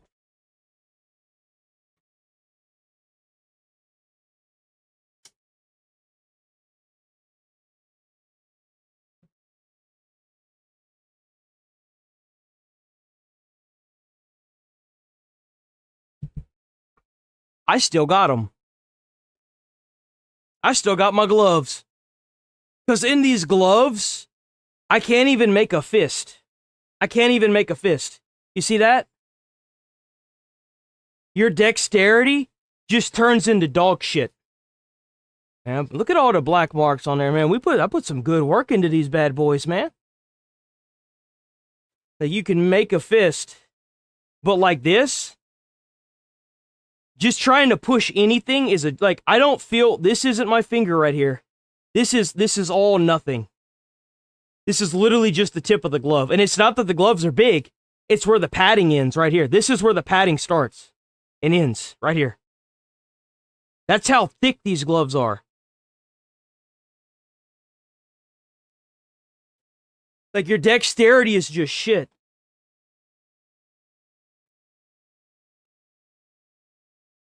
Leadership is trying to keep the public calm as this war escalates. And the effort is ongoing to make sure our people do not have any issues in accessing governmental services, inshallah. The government is at the service of you, dear people, with all its might, in our country, in cities and small towns. We are your servants. With a focus on Iran, Israel has expanded ground I don't know if they can, because the problem is that there are better, thinner, heat-resistant materials, but you also have to keep in mind that the material has to be resistant to a lot of carcinogens. It's got to be, to an extent, it has to be able to go through chemical hazards.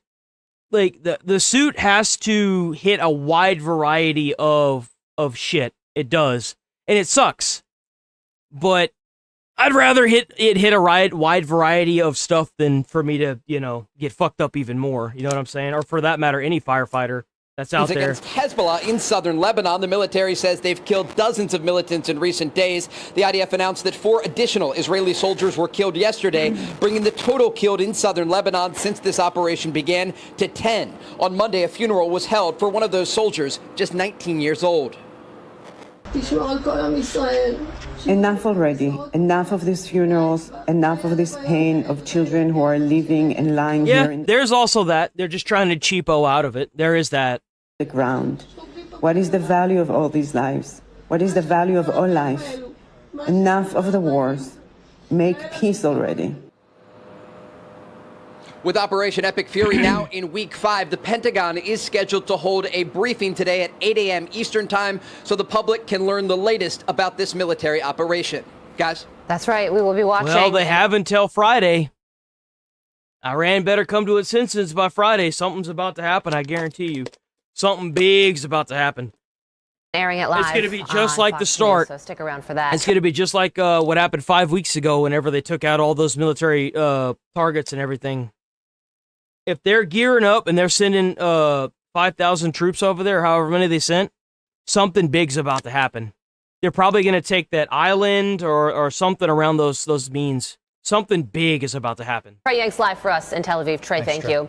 Let's bring in Chief Strategist of the Middle East Forum and former U.S. Army Special Forces member Jim Hansen. Jim, good morning to you. The president issued an ultimatum yesterday and laid it out on True Social this way, saying if for any reason a deal is not shortly reached, which it probably will be, and if the Strait of Hormuz is not immediately open for business, we will conclude. We took Maduro with 20. You know, that I still to this day, that Maduro security guard said in his post on X kind of haunts me a little bit, because think about it like this. You're security for Maduro and you're just minding your own business, and then you see this drone come out of nowhere and you hear the buzzing and it looks at you and you look at it and then it flies away and then the lights go out everywhere. You hear people screaming and dying off in the distance. You start coughing up blood and blood starts pouring out of your fucking nose and you can't see. And then this little tiny group of men just drop in out of nowhere. You hear explosions everywhere from the other facilities they're hitting. And then all you can hear is people screaming and all you can hear is the shots being fired and then the end of the screaming. You can't see anything. You're bleeding profusely. You can't move. And you see a couple guys come out of nowhere. They take Maduro and his wife and they leave. And that's the only thing you know that happened. You have no idea about anything else. You don't know how many people died. You saw a couple men reel out of a fucking helicopter. You can't move. Everyone's dying. You hear explosions everywhere. There's no fucking lights. It's like a Predator scenario, bro. Like, hell, that's nightmare fuel. Fuck that.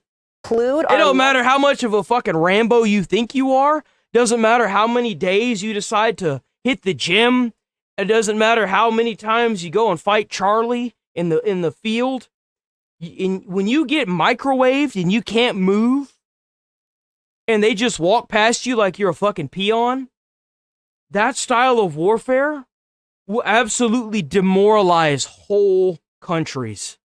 Why do you think Cuba's roaching out? Stay in Iran by blowing up and completely obliterating all of their electric generating plants, oil wells in Karg Island, which we have purposely not yet touched. Iran is not known for taking these kinds of threats seriously. So do you think that's where we are heading in a week or two, the destruction of Karg Island here? I think destroying Karg Island is probably not as effective as seizing it or as blockading the exit from the strait through the Gulf of Oman and stopping any ships that may be full of Iranian oil. But it's possible. And I think no one should take the president less than seriously on this. And I've heard people say that, blowing up electricity and the infrastructure like that is somehow a war crime. And that's just absolutely not the case. Yeah, no different a war crime than them using cluster bombs, right? Sure. Whatever you say. IRGC and the regime control all. You know what the best part about it being called a war crime is that unless you've got somebody to enforce it, it's not really a war crime, is it? Of the infrastructure. I wonder who will enforce it that's part of NATO. Who knows? And they use it first for military purposes and second, and sometimes even less than second, for the use of the Iranian people. So it's legal to do. President Trump has told them it could happen, and it's definitely one of the options on the table. Yeah, what do you make of Iran's parliament speaker, Jim, who is considered a hardliner? He certainly talks a big game publicly, but then behind the scenes, the president revealed that he's the one that... That's true. Remember, you're only the bad guy in history if you lose the war. You know why? Because the winner gets to rewrite all the history books. Remember that. Allowed the ships to pass through the Strait of Hormuz, which the president described as a gift to the United States. So is he somebody that can be reasoned with? Well, we're trying. The difficulty is that the religious leaders and the IRGC are not just, extremists. They are some of the most extreme people in the world. Their brand of Islam, 12 or Shia Islam, is an apocalyptic death cult that says they need an Armageddon-like event to bring their Mahdi and rule the world. So you have to try and find someone who's not as infected by that as anyone.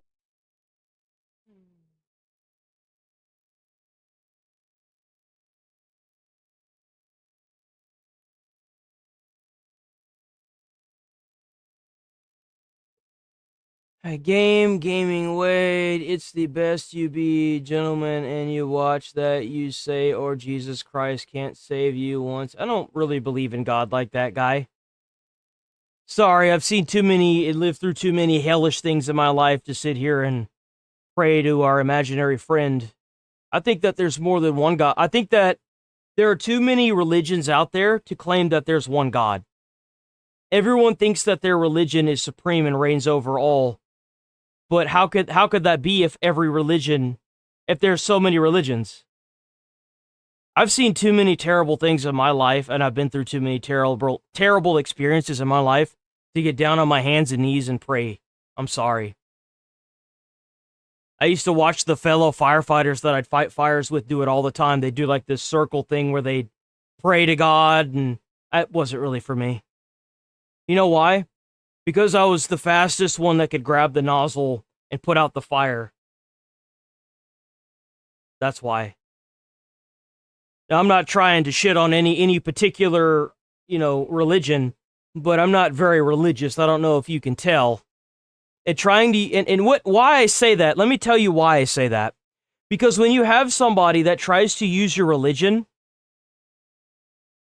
watch what you say or Jesus Christ can't save you, These people don't actually believe that. They're trying to use this to put you down. They're trying to make you stop saying what you're saying. They're trying to, just like what they're trying to do with our Constitution. They're trying to cherry pick things out of your Constitution and tell you what it says. And it doesn't even say what half the things that they're saying. Not even half, like most of the things that these people are saying, it doesn't say. Don't listen to these people. You know what everyone can interpret the Bible in their own way. That's what's so beautiful about religion, is that you can interpret the Bible your own way, or you can go to mass or whatever your religion does and listen to what the person preaching it says. It's your decision. Don't let somebody like this try to use your religion against you, because they'll always win. If they're willing to use your religion against you, they're willing to do anything, including using underage child soldiers that are 12.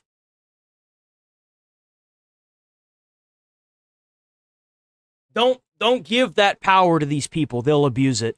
They always do. Oh, look at the band idiot.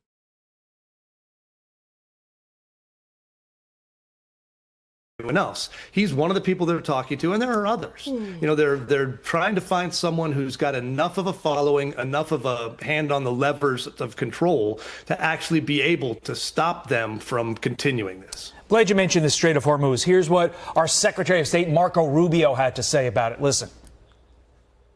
Are you consider a plan to ensure full control over the entire Strait? Well, the Straits of Hormuz will be open. When this operation is over, it will be open, and it'll be open one way or another. It will be open because Iran agrees to abide by international law and not block a commercial waterway, or a coalition of nations from around the world. No, it'll be over whenever they give unconditional surrender. How about that?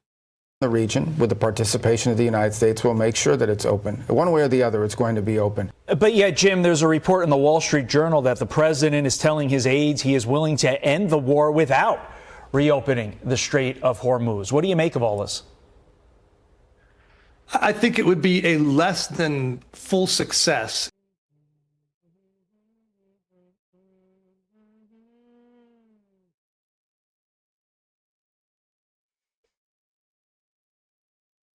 Do you have anything to add to this argument other than whatever you're doing?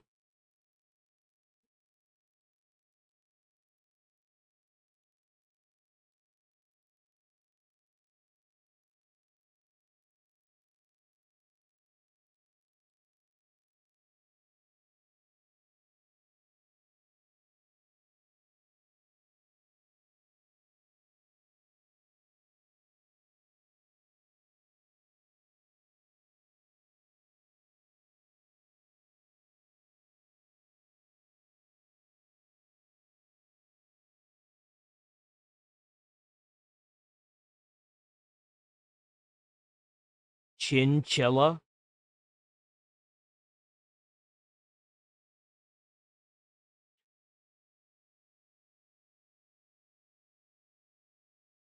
No, it's probably not. That's why on Friday they're going to bomb it and take the island. If there is not traffic, that's what I hope anyway. I want that to happen. I want them to bomb the shit out of the Iran, the IRGC around the island. I want them to take the island and open up the strait by force. That's what I want. At the end of this. But the goal of this was not to ensure, you know, the full maritime activity. It was to ensure that that Iranian regime did not ever get nuclear weapons.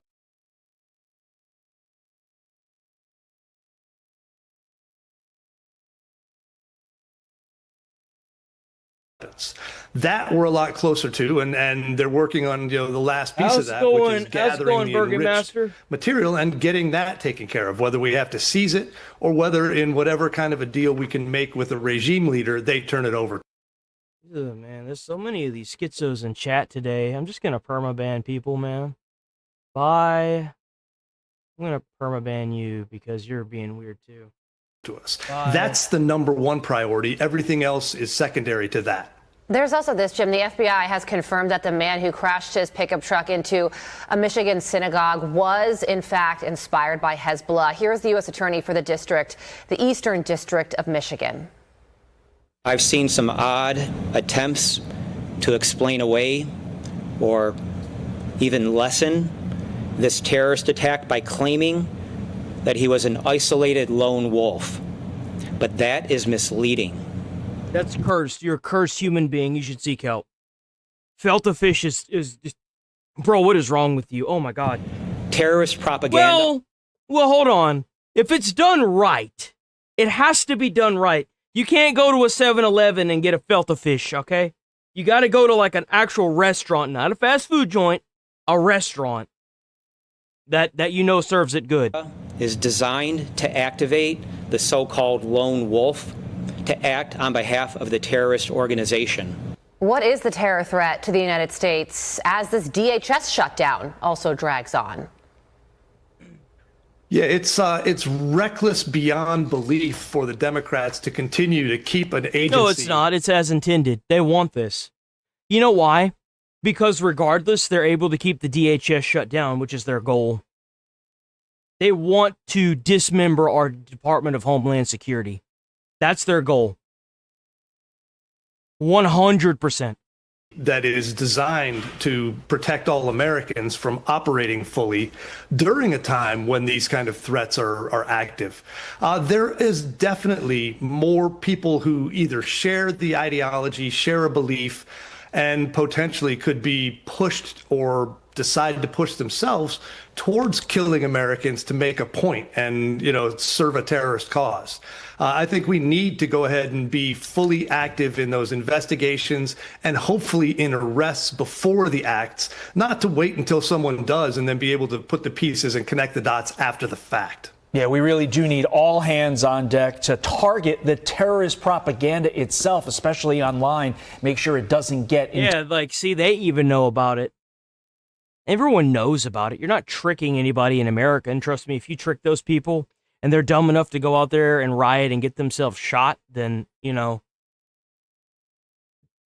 natural selection. Let's be honest here. To the minds of people who could be radicalized more than others.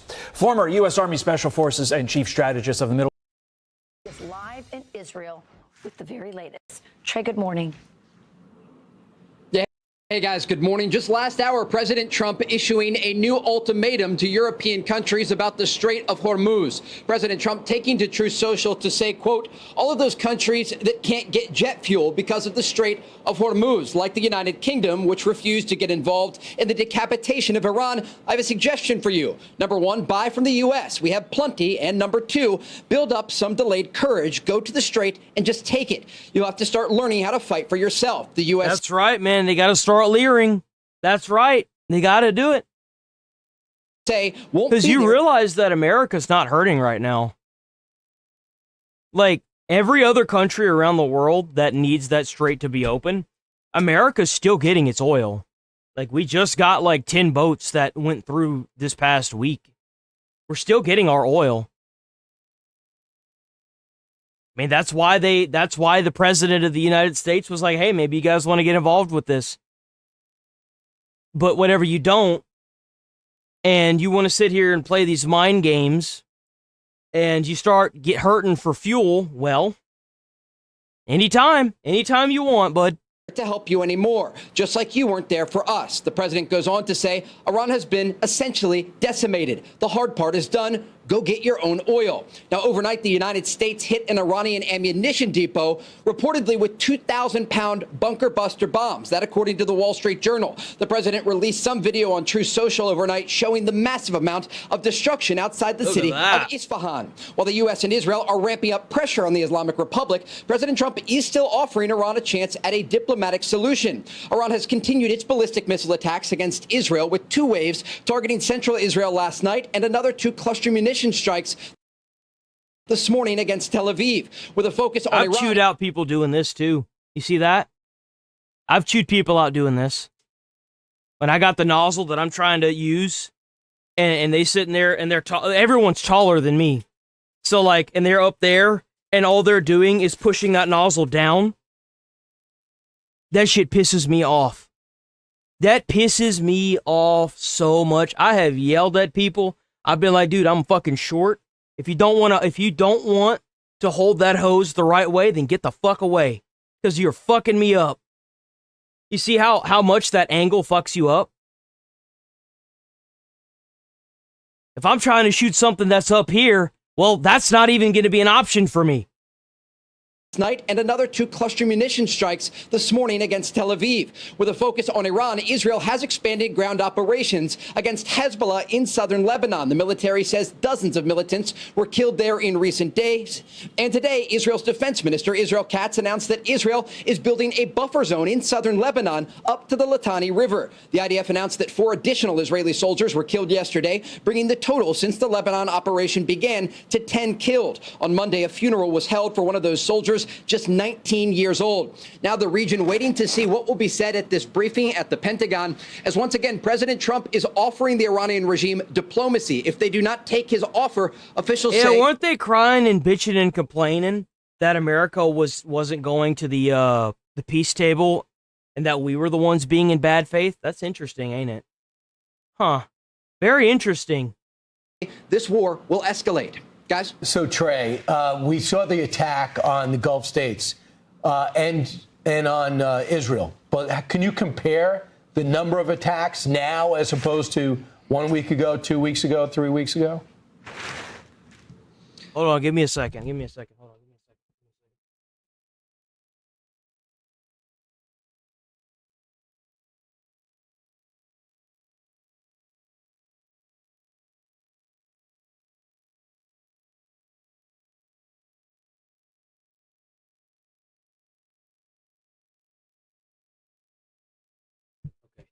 Had to make sure something was going. Hold on. We good now? The U.S. and Israeli campaign against the Iranian regime has been very successful in going not just after the launching positions of these missiles and drones, as we've seen in new video from U.S. Central Command, but also, importantly, going after the production sites. What President Trump is ordering here is a decapitation not only of Iran's military leadership, but also of their production lines, so that in the future they're not able to threaten U.S. forces or allies across the region. And we have seen those videos of decimation to the Iranian regime. This is a very large country, though, and that is part of the reason that these strikes... How's it going, Allison? ...continue, often on an hourly basis. And despite the fact that the Iranians can still get off... California gas is because they want to be their own thing and be stupid. They go through an extra refine. You realize that California's gas doesn't even come through Iran, that Strait of Hormuz, from what I understand. There's only 2 refinement facilities in the entire world that can make the gas that they pump in California. You realize that, right? I remember seeing something about that there's only 2 oil refinements in the entire world that pump the gas that produce the gas that is being pumped in California gas stations. And that's why it's so damn high. Maybe they should use the gas like everybody else and quit being a bunch of rich slobs in that damn state. Missile fire and drone attacks against Israel and Gulf countries, their ability to do so and to resupply has been destroyed. Be sure to like and subscribe for all the Fox News latest on YouTube and catch full shows streaming now on Fox News senior strategic analyst, retired General Jack Keane is with us. So I would argue, and I guess liberals would disagree, the president's goals have been clear. They have been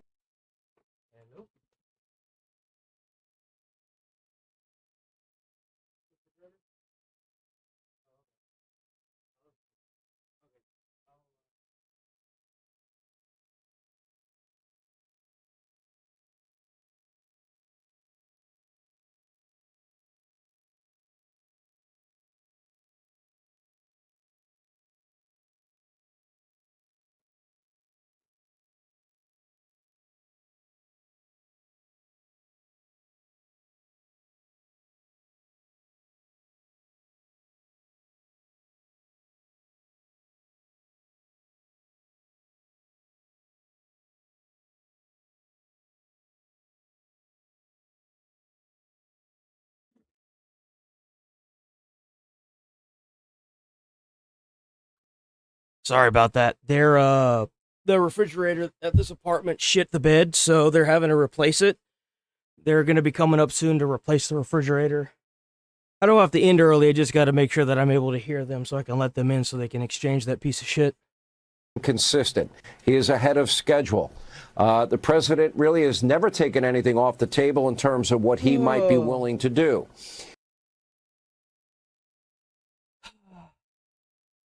This streamer is brain dead drone repeating whatever he's heard about anything without using crucial thinking to maybe figure out he's being lied to. Sad, really. So, what media, in your opinion, won't lie to you?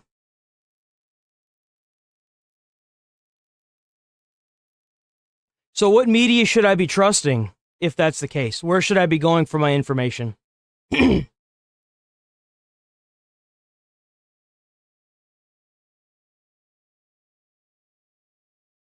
Mr. Unimagun, whatever the fuck that is.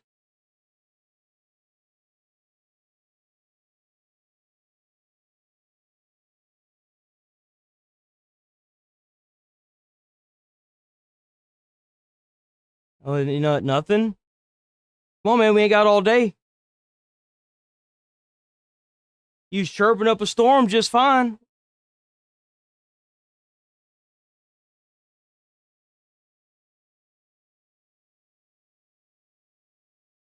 But definitely not billionaire media outlets. But you didn't answer my question.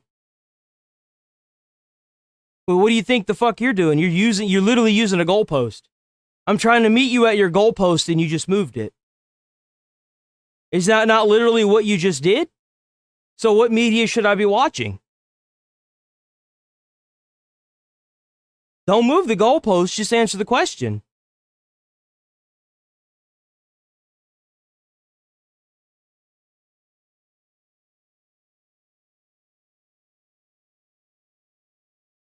Again, I'll give you one more chance.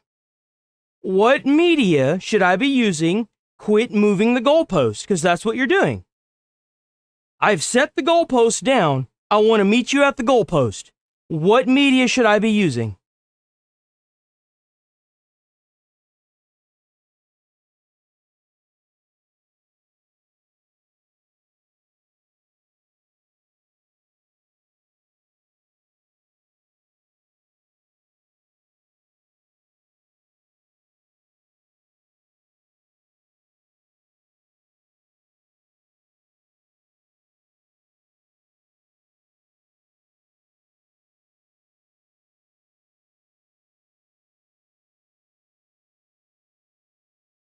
No, nothing?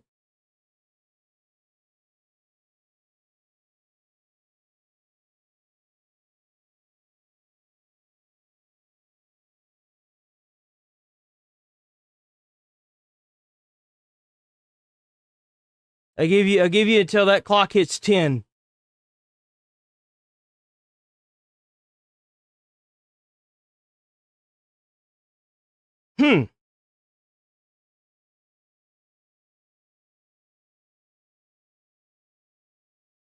Well, there we go.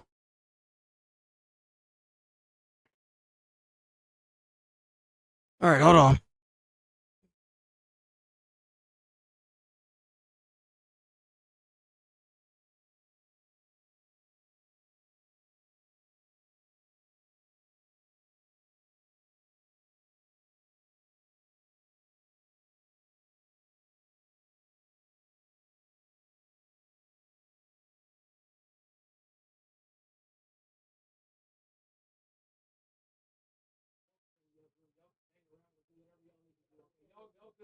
Do whatever y'all gotta do,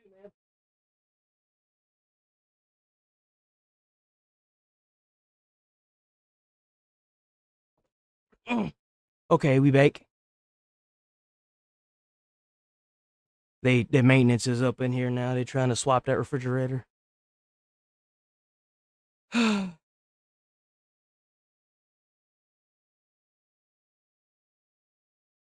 He posted right as you banned him. Did he? Hold on, where'd he go?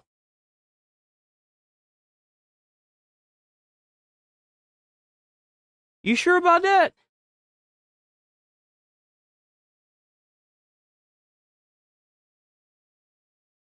The fuck is that? Hey, I don't know about you, but I ain't never seen no fucking media called that on our fucking TV. What is that?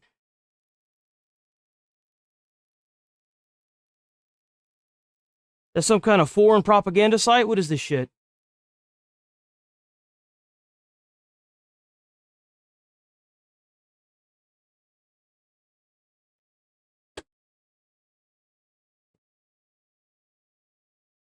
The hell's my phone?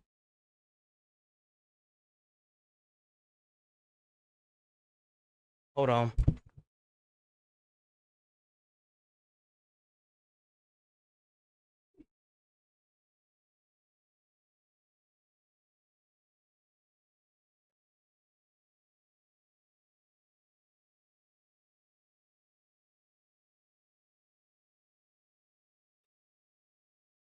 Okay. ZOTO. Oh shit.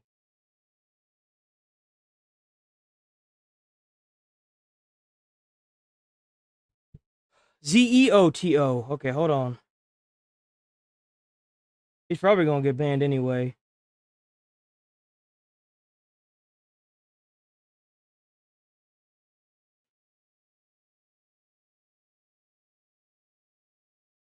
Founded by Mehdi Hassan, ZTO is a movement for media accountability, unfiltered news, and bold opinions. What the fuck? What do you, like, bold opinions is part of their slogan, or their selling point. What the fuck? Bro, if I need to know about the news, I don't give a fuck about someone's opinion. I want to know what the fucking news is. Go check out this fucking... So you... Hold on, wait a minute. I ain't never heard of no one's name like that before. That don't sound American to me. So you want me to go and use some kind of weird fucking newscast I've never heard of on a whim because you think that I've got to disregard 31 years of having Fox in the break room while I'm trying to, relax. What the fuck? If I got to Google... If I have to look for the media source, typically... Nobody gonna use that shit, man. Especially not if you look it up, it's got a name like that, and it's being backed by bold opinions. The fuck? So really it's come down to the 60% enriched uranium, which I would argue precipitated the... Well, President Trump taking his crackdown on drugs. Fox News senior strategic analyst, retired General Jack Keane is with us. So I would argue, and I guess liberals would disagree, the president's goals have been clear. They have been consistent. He is ahead of schedule. The president really has never taken anything off the table in terms of what he might be willing to do. So really it's come down to the 60% enriched uranium, which I would argue precipitated the president's decision, as explained on this program by Steve Witkoff, and probably... Yeah, you know why? It's not even a YouTube channel. 95% of all news is consumed one of two places. YouTube and Google, which, by the way, if your site is so jacked up that you can't even allow it to be on YouTube, you probably shouldn't be following that site. Which should tell you something, because every other screen in the snippets that we've been seeing off to the side, I've been seeing bodies flung around in the bombs that have been blowing up on Fox News. That should tell you all you need to know. And number two is legacy media. Boomers. Boomers watch legacy media. A lot of older people. If you ain't hitting one of those two markets, you're trying to cater to a bunch of minorities that are usually radicals.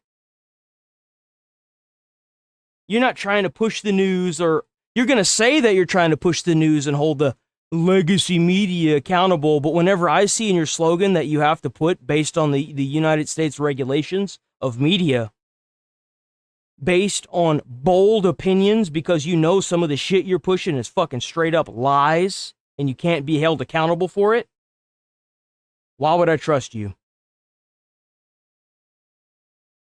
Why would I trust you? You want to talk about legacy media? At least legacy media can be sued for defamation when you've got bold opinion as your slogan. Come on, man. Come on. Opening up the Strait of Hormuz. We have Marines on standby, anywhere between 3,500 and 5,000. Those seem to be the two final objectives. And from my way of thinking, and based on what the President and the Secretary of State are saying, General, it sounds like this thing is going to be well on its way to being over within 2 weeks from now. Am I wrong? Well, we don't know for sure, John. The reality is this is condition-based. The enemy's got to vote here. There are some things that need to be done, and we're in a challenging phase here because the Iranians are trying to hold on to some of their ballistic missiles and certainly hundreds, if not thousands, of drones, and they're doing everything they can to protect them. So the targets are becoming more challenging to identify, not to take out, but to find and identify. And that makes sense from the Iranians' perspective, so that adds time for us to do that. Certainly, opening the Straits of Hormuz is an operation that we played war games around for years. We know what is required to be done here, and those players are obviously moving into the region. The president has a number of options around that, to be sure, in terms of how we go about doing it. Don't want to get into the details of that for obvious reasons. But nonetheless, our commanders who I speak to are absolutely confident about what we're talking about. Bringing down the remaining missiles, the remaining drones. We're not going to get every one of them, that's for sure, but so they cannot sustain some kind of massive retaliation attack. We will be able to open up the Straits of Hormuz, and not just open it up, but secure it and keep it open. Whatever nuclear capability is left, we will make certain it goes away. Either we take it away or we destroy it. No, I don't think that's going to solve it. The issue is that there are other mines in Iran that they can just start drilling into the mountains and get more uranium. You need to force regime change onto the current government that is there. You do. That's the only way. Everything other than that is going to be a Band-Aid fix. These people will just get back into power, continue to oppress the Iranians, continue to take their money and keep them in poor living conditions, and then they're going to hate America because they had their chance to completely stop this and they didn't. And anything less than the complete and total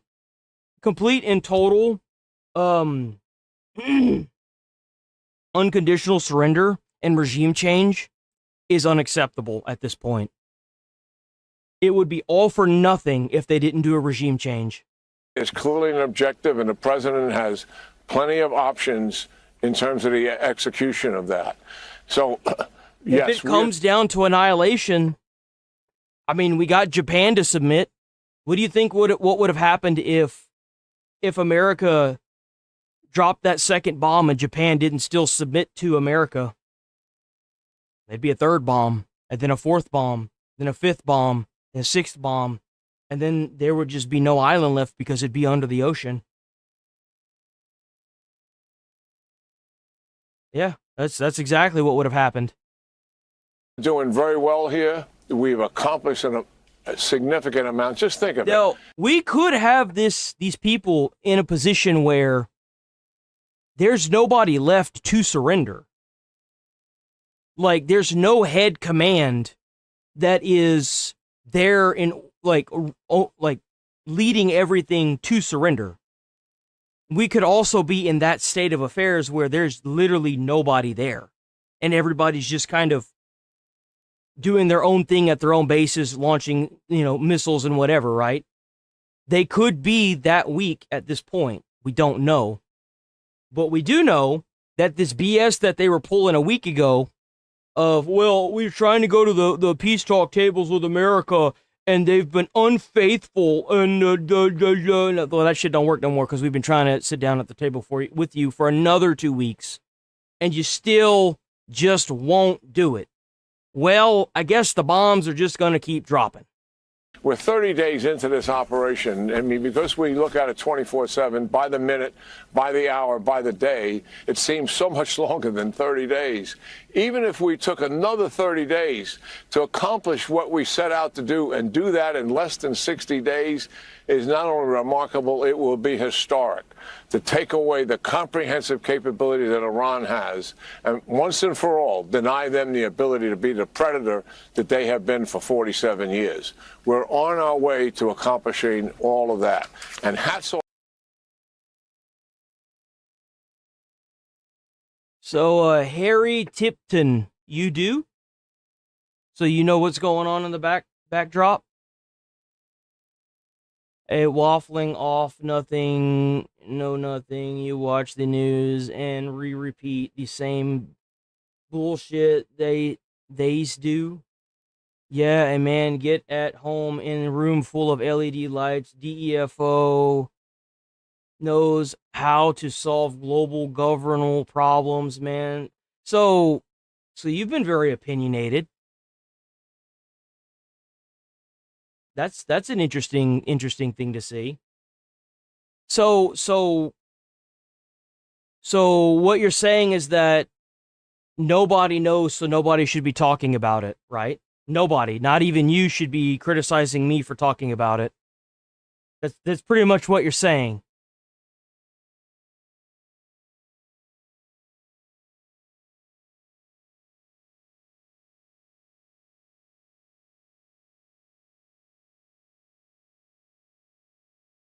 Well, obviously what I'm saying is pissing you off, third worlder. Why else would you be in my chat saying stuff like this? But are you mad that I'm not going to your false media sites? You crying because Elon banned all your fucking AI-generated videos on Twitter? Is that it? What's the matter? You can't push your fake propaganda to systematically maintain the superior fucking hold over this race of people like the Iran people, so you're just gonna get into some random ass YouTuber's chat at the ass end of YouTube and talk shit? That's all you got, brother? You know the best part about sitting in this chair is that I can make fun of people like you, turn it into content, and make money off of it. I know. Not third world. Not third world. Ah. My friends, we have a propaganda pusher. Off to the troops out there. You give the game away, guy. You give the game away. What they're doing every single day, it is nothing short of a remarkable. Keep claiming that you're not a third world country, and we'll keep bombing you back to the Stone Age. Ta-ta. Off to the people that lead them, and particularly for the president, in terms of getting on the internet's totally helping you guys win the war. setting this in motion. And let's remind ourselves why. After the 12-day war, Prime Minister Netanyahu and President Trump both came to the judgment, based on very good intelligence, that Iran, as opposed to stepping back after we diminished their nuclear capability, destroyed half of their ballistic missiles, thousands of their drones, decided to recommit and double down and go for more missiles, increase and recover their nuclear program, and began fueling money using different banks to their proxy. Boys, think about if we win this war, we completely help this race of people, right? They're all chanting Trump, go Trump, hell yeah Trump. They're waving the American flag in that country. They're able to get an administration that's willing to work with America, and we get another massive ally like Japan. And think about all that oil, boys. Think about them gas prices that are going to plummet down. Hell, we might even get so much oil it'll probably be below 99 cents a gallon. Think about that. Wouldn't that be fucking crazy? Through Istanbul, Turkey. And when they looked at that, they said, this regime's not going to change. We have got killing terrorists, making fucking coral reefs at the bottom of the ocean, feeding the fishes, and lowering the cost of oil in one administration, boys. Damn, that screams damn good presidential. Damn good president. Force them to change, and that is why we're doing Epic Fury and Roaring Lion. And and this president and that prime minister came to grips with that, and no one prior has ever confronted the Iranians to the degree that these two leaders are doing. And finally, we're getting close to what you're suggesting. We're going to remove their capabilities once and for all, and all the damage they've been doing for 47 years. That's right. One thing we learned, General, is once again the world, the globalist organizations that do the checks and balances. You think they're jealous that they don't have a president like ours? Sometimes I lay awake at night and I think that. I'm like, man, they must be jealous. They don't have a president like ours that has the biggest pair of balls.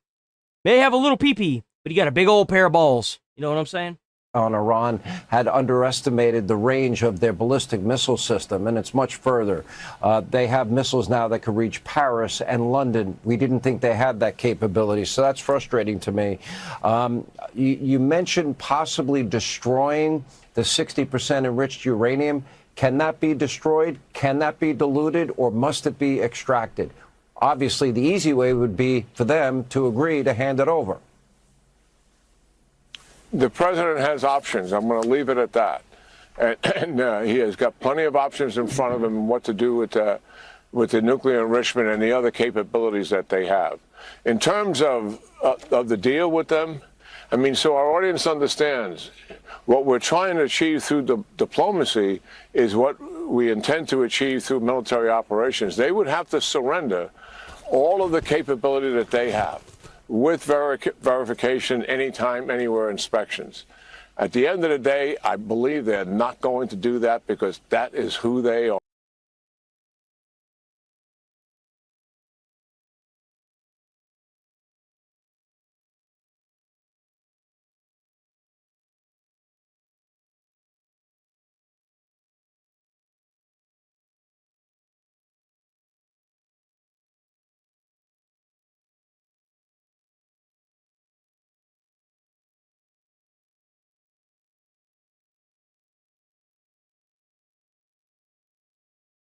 Well, gas prices haven't even shifted here in Texas. California's gas prices have always been outrageous because they're stupid and they don't use normal gas like everybody else in the country. That's a known fact. And Google it.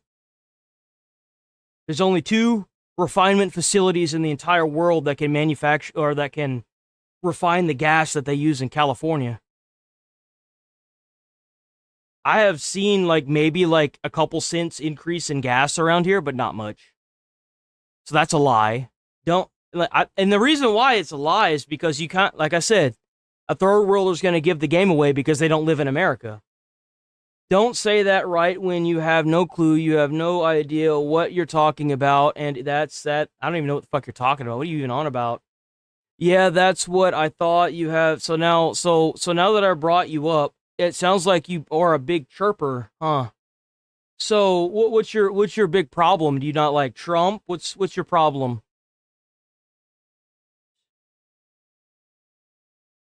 Yeah, who gives a fuck? If it has to go to $5 a gallon, then that's what it has to go to take out a terrorist regime in a foreign country. So be it. Think about how much money we're gonna be saving whenever it drops to 99 cents a gallon. When we take all that oil and kill a whole bunch of nasty rat-like terrorists in a foreign country. Stop lying. You really don't know what you're talking about. So where am I supposed to get my information from?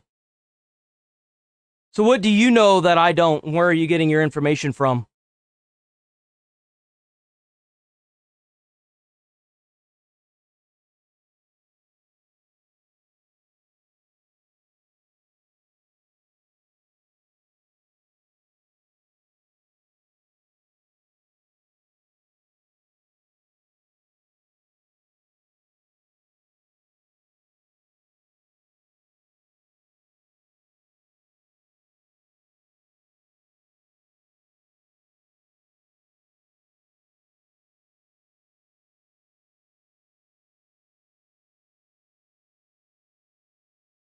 You gonna roach out on us now? I had to pry it out of the other guy. I'm not gonna pry it out of you. So where are you getting your information from? I'll give you until 10:22. It's 10:21. I'm not gonna sit here and burn through the channel time, that's for sure. March in droves because of sleepy at auto pan channel activity. No. I keep pulling that guy up by accident. Sorry about that.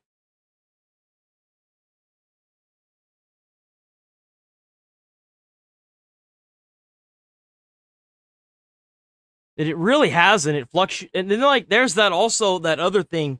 You do realize that gas fluctuates a lot all the time throughout the year, right? That's what it does. That's why most of the signs that you see in America are digital, because it fluctuates so much that having to go out there every time it fluctuates and flip a damn thing is just not, it's not feasible. So, like, there's also that. So it going up or going down a few cents is natural.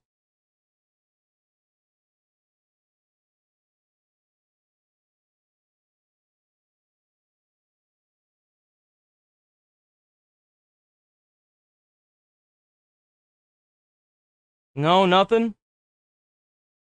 Bye. And call them up, poke holes in their comments, and fucking completely obliterate them, and they scatter like roaches. Ride this thing out as long as they can personally survive it. They're in this to ride it out, is my judgment here. We'll see what happens here. But the reality is, we can accomplish all of the assigned missions, Sean, that the president has given to the commander of Central Command. And how do I know that? Because I've talked to him time and time again about it. And he's in the region right now talking to the troops today as we speak. And I'm actually sure it'll do the opposite. I'm sure it'll go up even more. I wouldn't be surprised at all. But you know what? I think of it like this. Every dollar that it goes up by, think about the 15,000 emplacements and IRGC members that are dead because of it. Think about the long-term goal of this. This will shatter terrorism for every country in the world, including the U.S. This will completely demolish it. And it will release an entire race of people from their shackles. Freedom ain't free, boys. About where we are. It's kind of amazing that you could have the fourth, fifth tier of leadership that didn't learn anything from the dead 3, 4 tiers above them. It's pretty remarkable. But we'll see. Time will tell, and I think it'll get here very quickly. General, thank you for being with us. We appreciate your insight as always. And up next tonight on this busy news night, right here on. Subscribe for all the Fox News latest on YouTube and catch full show.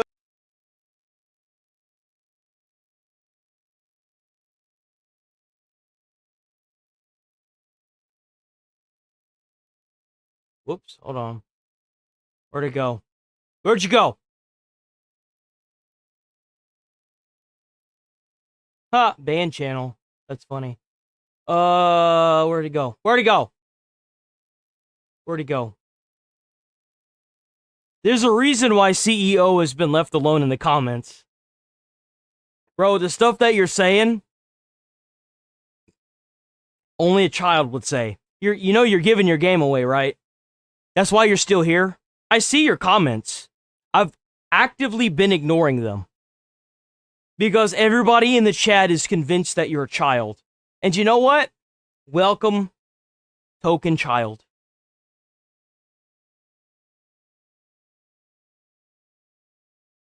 I just want you to be aware that if you thought that I didn't see you, American will always have haters. They call them terrorists. No, I think there's a difference whenever you bomb a country and you got a bunch of little rats that live in a multi-million-dollar mansion throwing bombs at police. I think that's a terrorist, guy. I'm fairly certain that's what they would call a terrorist. When they got a lineage back to like a Muslim radical culture, I'm sure that's... Yeah, you can keep saying whatever you want, but at the end of the day, the FBI is going to figure out where these people come from, and they're going to systematically shut them down. Yeah, lineage. Meaning a few people that have been born in America. Yeah. Happens quite a bit. You know what that's called? It's called a terrorist cell. That's what happens whenever you move to a different country with the sole purpose of not assimilating, but to kill Americans whenever it comes time to do it. Yeah. A lineage.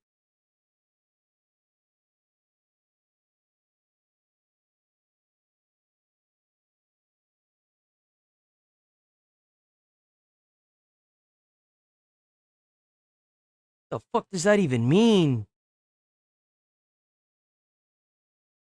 Or at least a child's mindset?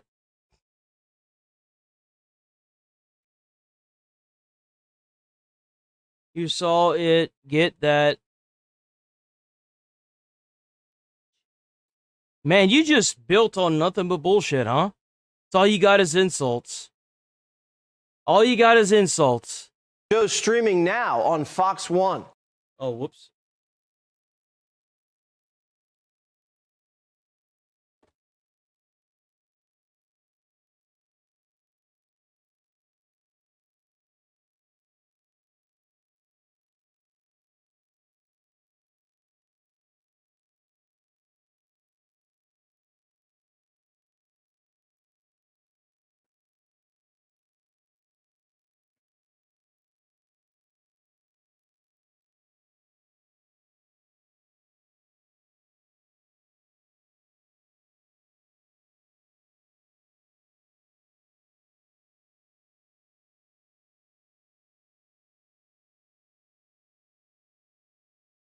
Hell no, we ain't gonna make that dude a mod.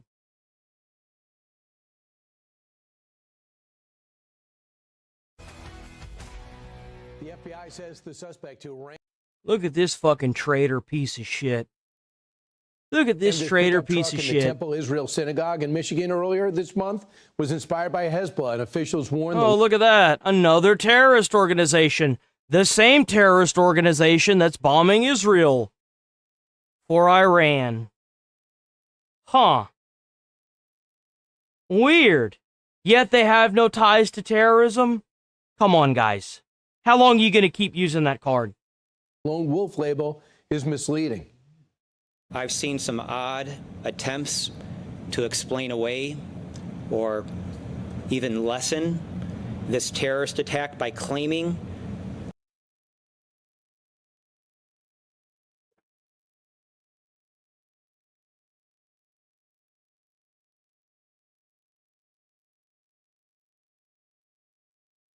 I think that's the wrong person. Hold on.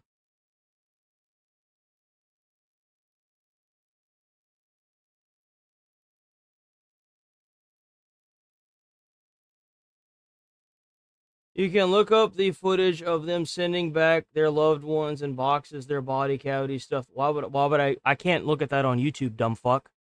What is that even to? Did you know Israel harvested organs for executed? Good. I don't care, dude. Do you really think I fucking care? I don't give a fuck about Israel. You think I give two shits and one fuck about what Israel's doing? I don't give a fuck what Israel's doing. I care about the fact that there's a terrorist organization in a foreign country. You know what we should be doing with the IRGC members? We should be doing the same thing. You know why? Because they're fucking terrorists. This guy that we're watching, we should harvest his ass for organs if he's still alive. You goddamn fucking straight. Who cares? No one fucking cares, man. I don't give a fuck what Israel's doing.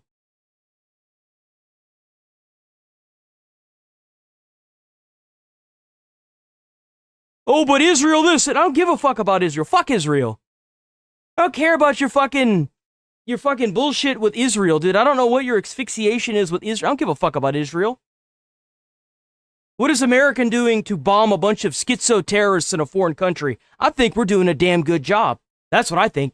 We should keep doing it until they're all dead. That's my opinion. Think I give a fuck with Israel? I don't give a fuck about Israel. I'm an American that thinks about America and cares about America. Whenever we've got American soldiers in a foreign fucking country getting killed by a terrorist organization and they're all saying that it's Iran, well, guess who the fuck we should be bombing? Iran. Suck it up, princess. A whole lot more's coming. that he was an isolated lone wolf, but that is misleading. Terrorist propaganda is designed to activate the so-called lone wolf, to act on behalf of the terrorist organization. So the FBI also says the suspect made a video before the attack saying he wanted to kill as many of them as I possibly can, meaning Jews. This while the terror threat continues to rise as the DDH shut down. I love being told by a third worlder that thinks that every American has this weird fucking ideology to care about what other people think. I don't fucking care what anybody thinks. Are the terrorists in this one sad? Yeah, you can keep calling us terrorists and we'll keep bombing the actual terrorists. That's right. Trump is sending these soldiers to die for their Epstein class. 3,000 soldiers? 3,000 soldiers! How many soldiers does the United States have? We have 1.34 million soldiers, dumb fuck. That ain't even a fucking percent. 3,000 soldiers? That's adorable. That's funny.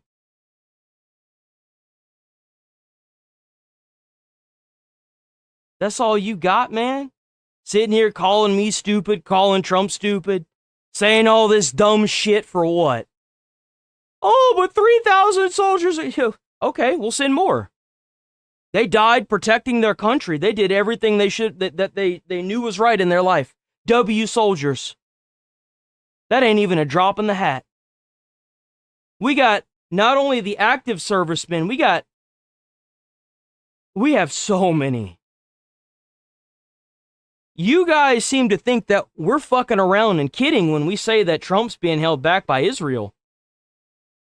Israel would have already bombed your water treatment facilities, your electric power plants, your complete everything. If America leaves, Israel's going to nuke you.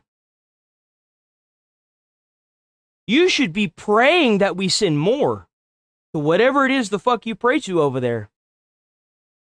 Because if America leaves this fight, soldiers is the least of y'all's problems.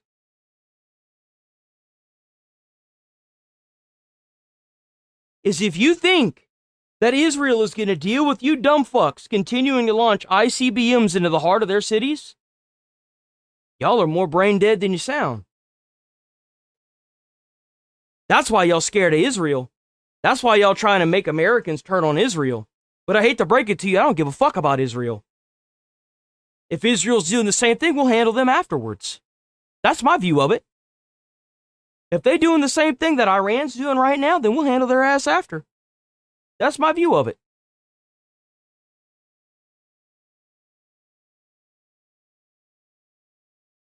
I don't give a fuck what you call me.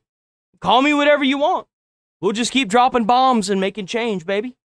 Drags on. God bless America. Let's bring in former counterterrorism analyst and U.S. Treasury Department person, Jonathan Schanzer. Jonathan, so we have the Hezbollah. We have a guy whose brother was killed over in Lebanon by the Israelis, and this guy with links to Hezbollah. The question is, why didn't we get him ahead of time rather than why didn't we, how do we miss the clues? Yeah, I mean,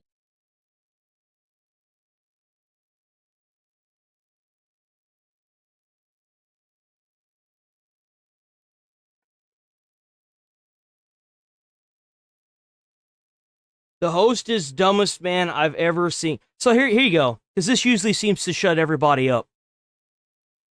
Okay, let's start from the top. Apparently I have to do this every day in order to show people that, you know, we gotta rat the retards out, I guess. I'm sorry that we're bombing a race of people that systematically genocide 32,000 people and turn off the internet to hide it whenever they peacefully protest and write Trump's name all over the wall. And, because they're starving, because they have no water, because their air, they don't even have clean air to breathe in.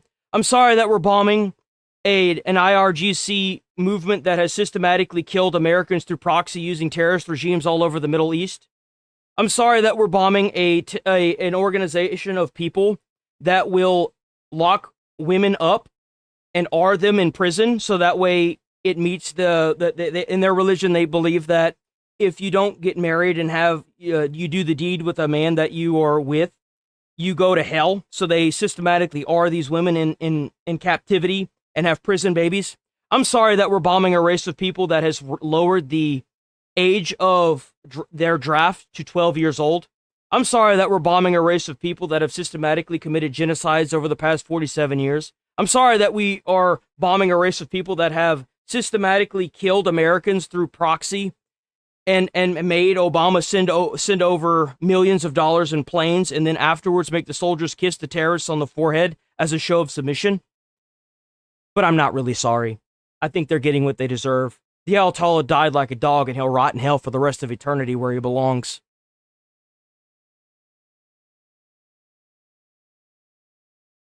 W United States government, W Donald Trump.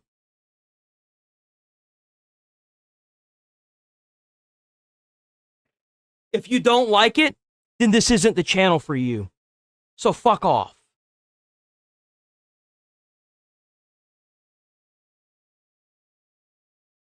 I think it's a great question. It turns out the Israelis were able to identify his brother immediately. Ibrahim Ghazali was apparently a senior guy in the Badr unit. These are the guys that are firing missiles and rockets at Israel from the south of Lebanon, where the Israelis are currently widening their war. The only ignorance I see is for somebody to get stuck on one word and not listen to the rest of the statement.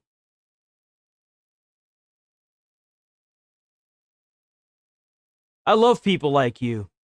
People like you give me a reason to breathe every day. Whoops, wrong thing.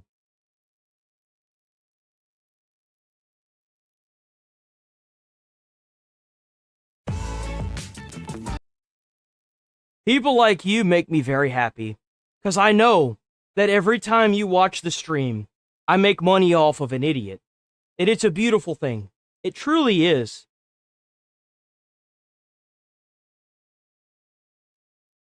Someone I know who doesn't believe we went to the moon. So I said, what kind of evidence This video in my playlist is dedicated specifically to you. Convince you? He said, images of the someone I know who doesn't believe we went to the moon. So I said, what kind of evidence would convince you? He said, images of the landing site of the Apollo missions. So I said, okay, here's a website where we sent an orbiter to the moon so that it was close enough, because ground-based telescopes, they don't have the resolution to see the landing sites. But if you get close enough to the moon, you can. It photographed the entire surface of the moon, and there were the landing sites, and you saw the rover tracks, the base for the lunar module. That night, he went home and found it. Then he came back and says, NASA could have faked that. Well, I'm done with you. We have no more to talk about. Because he's not ready to be convinced. Look at that. There's one thing that I've learned in life. Never truly argue with stupid people. You don't win that. You just make yourself miserable. I think it was probably... You're never going to convince these idiots. They're going to do what they want because there's an incentive for what's happening. Whether it's monetary or religious, there's always an incentive. Probably popped up on this guy's record as soon as he came to the United States. His family, I think, almost certainly aware of everything that has gone on, what was happening with his brother back in South Lebanon. And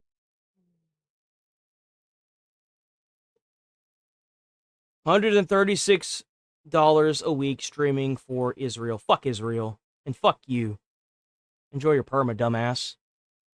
so he was killed about a week before the attack, and this guy apparently spent a week planning this. Curious to learn about who knew what he was doing leading up to that attack. So interesting, Jonathan. We know his sister knew. Constantly sending videos. We saw the press conference, video after video. After a while, she said, "Stop sending me these videos," but he kept doing it. What responsibilities does the sister have to speak up? Well, that's for the FBI, I think. No, I don't think you will. I think you're going to get a perma. Where'd you go? There he is.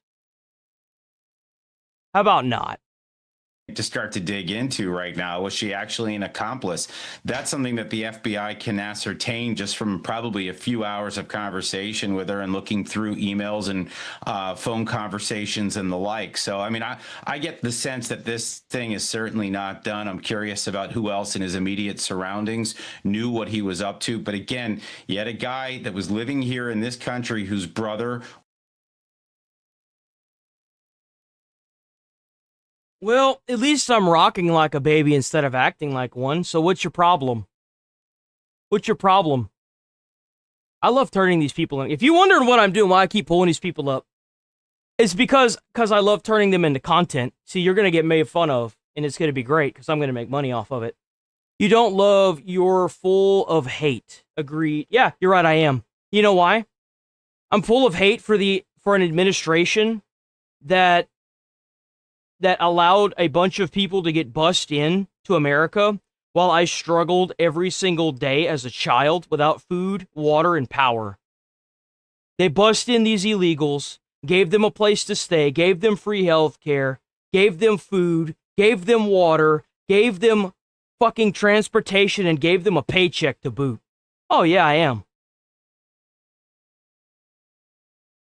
I absolutely am. Why wouldn't I be? Why? Will you think that every American isn't filled with hate? They are. They absolutely are. You think I'm the only one? I love how you have to attack me. You can't attack any of my arguments. That seems to be the theme, that none of these people can attack my arguments. You can just attack how I look, what I'm doing. I'm sorry. I didn't ask to be born with ADD and ADHD.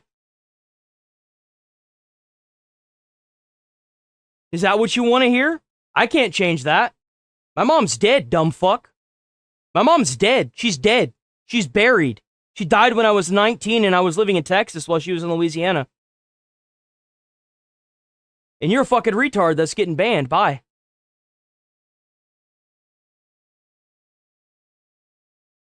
Like,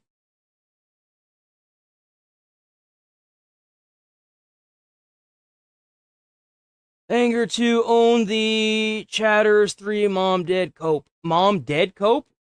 How's that a cope? You said that you said when you say where's your mom and I tell you that she's dead, I'm answering a question. Do you not know what a question is, third worlder?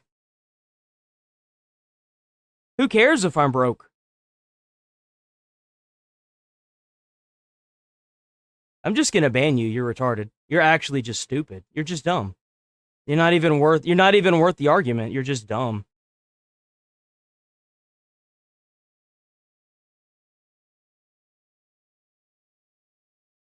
Attacks. Chat attacks, criticize.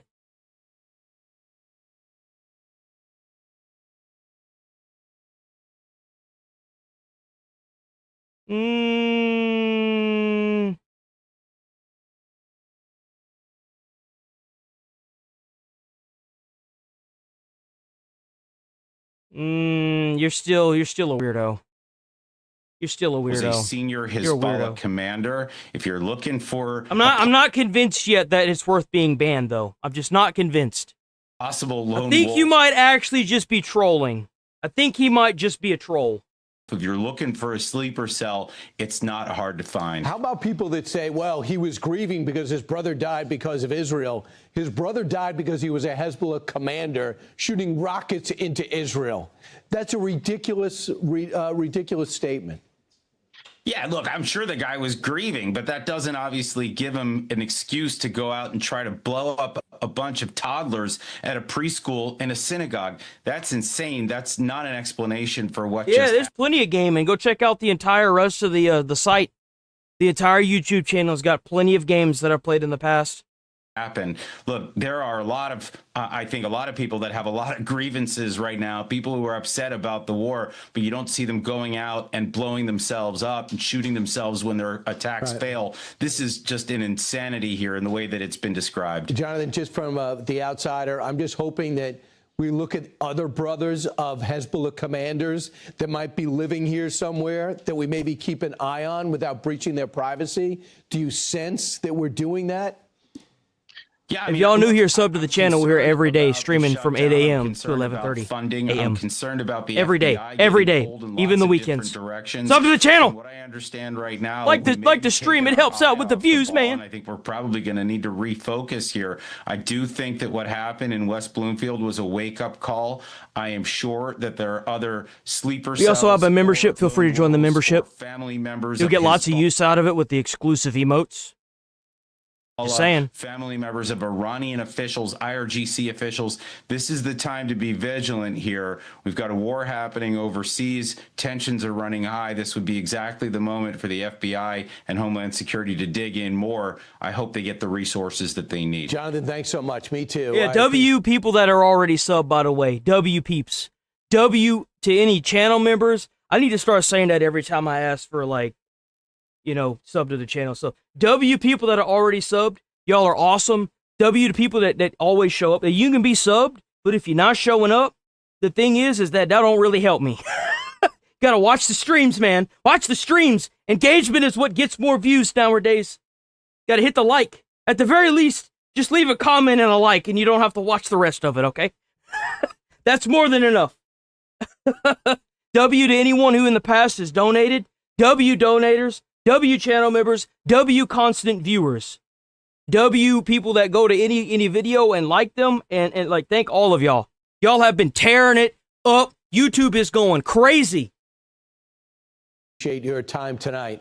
I'm Steve Ducey. I'm Brian Kilmeade. And I'm Ainsley Earhart. And click here to... Now, he left Iran for the UK as a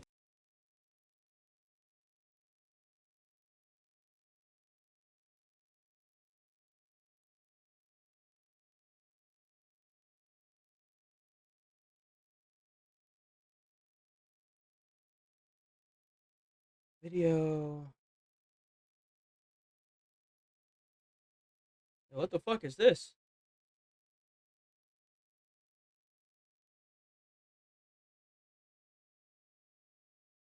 Jim Hansen, former U.S. Army Special Forces and the chief strategist for the Middle East Forum. All right, Jim, how confident are you that the U.S. could pull off some sort of uranium extraction? Did you watch this already? To keep it clear. Jim Hansen, former U.S. Army Special Forces and the chief strategist for the Middle East Forum. All right, Jim, how confident are you that the U.S. could pull off some sort of uranium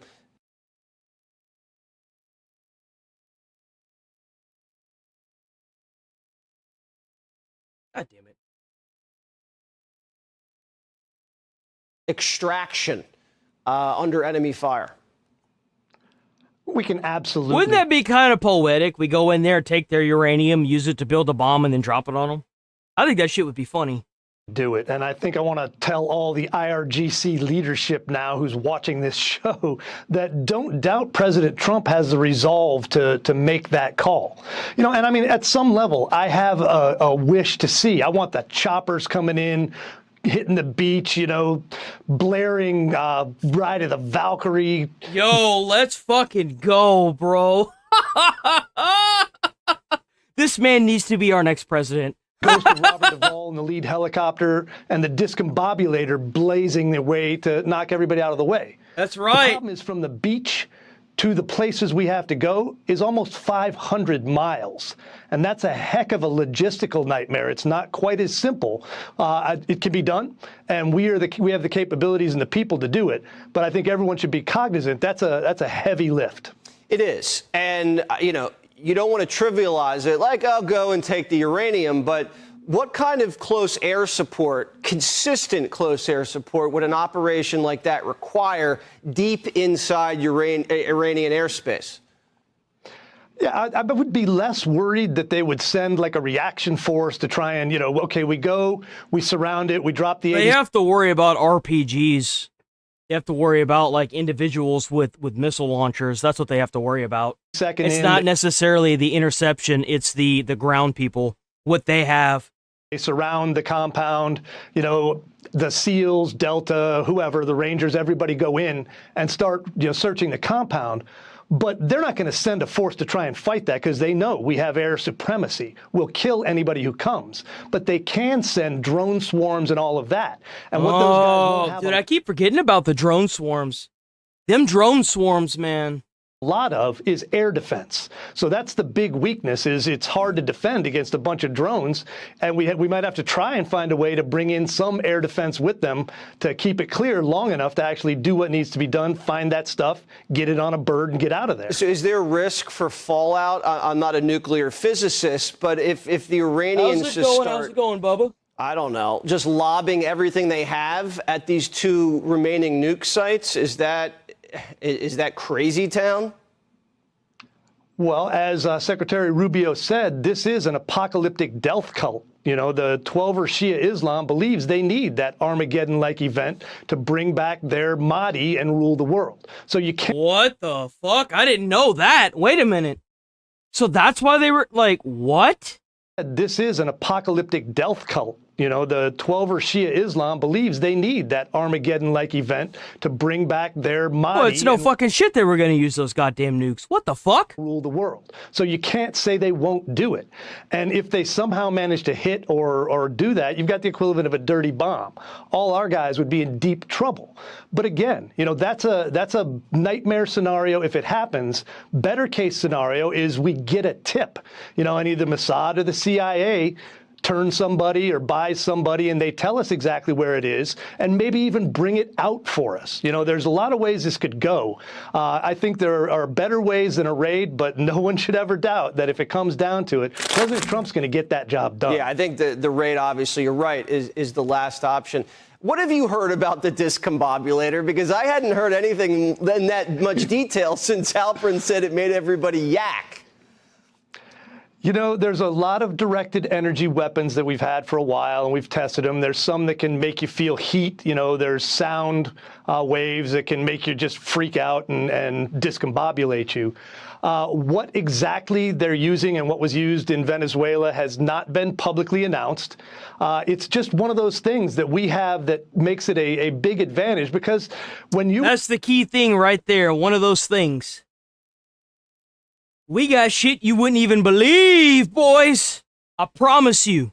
Are going into a place where the enemy knows where you're coming, you don't want to lead with your face. You know, that's a cardinal rule of door-kicking operations. Yeah. Have something in front of you for that. So that's why you throw flashbangs in a room.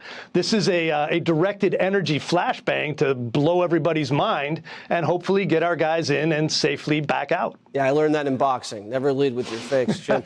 The Iranian regime, what's left of it, do you think they are capable of withstanding another 2-week aerial pounding, or will it take some sort of lightning fast ground operation on Karg, on an island, on the strait, to really force their hand? You know what should happen with those Iranian facilities that are making that enriching that uranium? I don't think they should take it. I think they should blow it up. What does a dirty bomb do whenever it explodes? It emits high levels of radiation. That's what we should do. We should blow it up. Make the site completely unusable for 100 years. That's what we should do. Or we should take the compound and then blow it up. Make it radiate. Make it heavily radiate. I think leverage is needed. You know, we've bombed so much that we either need to turn up the volume on what we're bombing, you know, turn it to 11 on the targets. Damn, #1 membership. WCEOC, that's why I kept him around. You see that? He's never going to admit it, but he likes being here. Or to do something that causes them potentially W membership. Their economy is a shambles. And oh, damn, Andy gifted a membership. W. Karg Island, they're toast. So whether you go and seize it or whether you just blockade and say any ship that tanks up at Karg Island, thank you for that, we'll take your oil, as President Trump mentioned.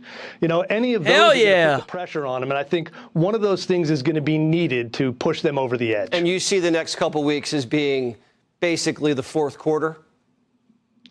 Yeah, we're coming to the end, you know, and President Trump said we have to have a dedicated hater. We have to, you know, it's just natural for every channel.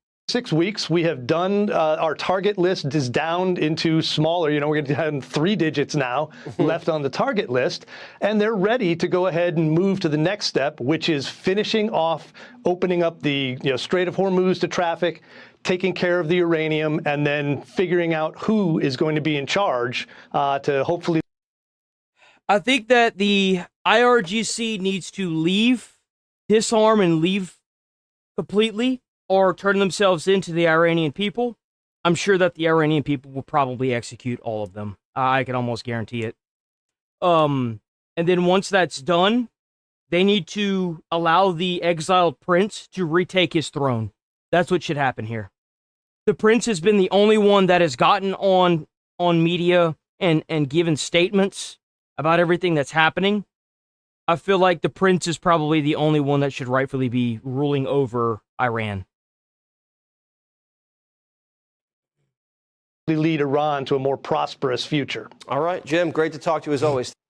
Be sure to like and subscribe for all the Fox.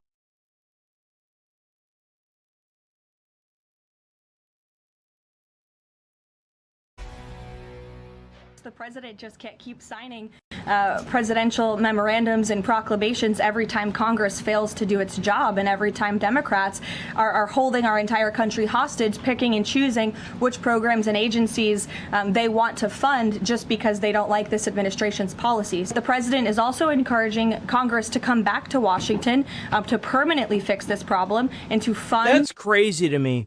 It is insane to me that the president of the United States has to call these useless fucks away from their little vacation to come and fix this fucking country. Are you kidding me? Hello? Why the fuck are we tolerating this shit?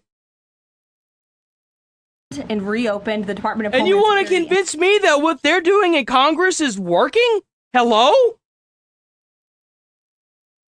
Entirely. So most of America's CSA workers finally getting their paychecks again after more than 40 days as Democrats still refuse to back a bill ending the longest DHS shutdown in American history. Before leaving town on vacation, House Speaker Mike Johnson joins us now. Mr. Speaker, thank you so much for joining Fox and Friends. It is rare that I see you raise the octaves of your voice on Capitol Hill. But when you found out that they weren't going to fund ICE or Border Patrol, you seemed furious. The question is, why did everyone leave town? Well, they sent the bill in the dead of night. It was about a 2:30 a.m. vote, and it came to us right before everyone was scheduled to go home. We passed the bill, the full funding bill, a CR, for 8 weeks, clean, nonpartisan, no tricks on that at all, just to keep the whole Department of Homeland Security funded for 8 weeks so the parties can work out their differences. We thought that would be passed by unanimous consent on Monday. So they didn't vote the bill through, and then they left for what? It didn't happen in the Senate, and so we've got a dilemma. The outrage, and the reason we were so upset, Lawrence, is because they sent us a bill that literally put the number 0 in the bill for the funding of border security and customs and immigration enforcement. We can't do that. That was the biggest issue in the 2024 election, and it's outrageous to us. Just in those two agencies. Think about that. You got a group of people that, even though they lost the election, are still trying to make the funding for the border 0.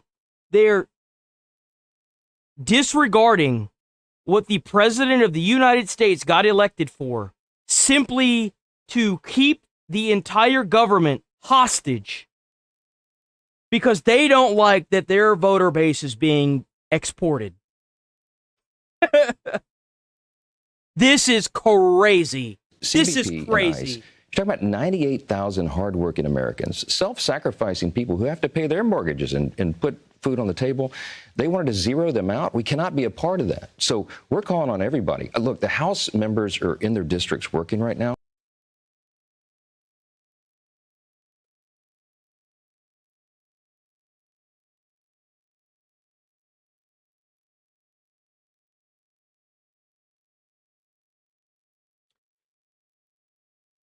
So, the president of the United States was up for election, and Donald Trump won. The Democrats lost. Do you not know how Americans do their diplomacy? Do you understand what a vote is?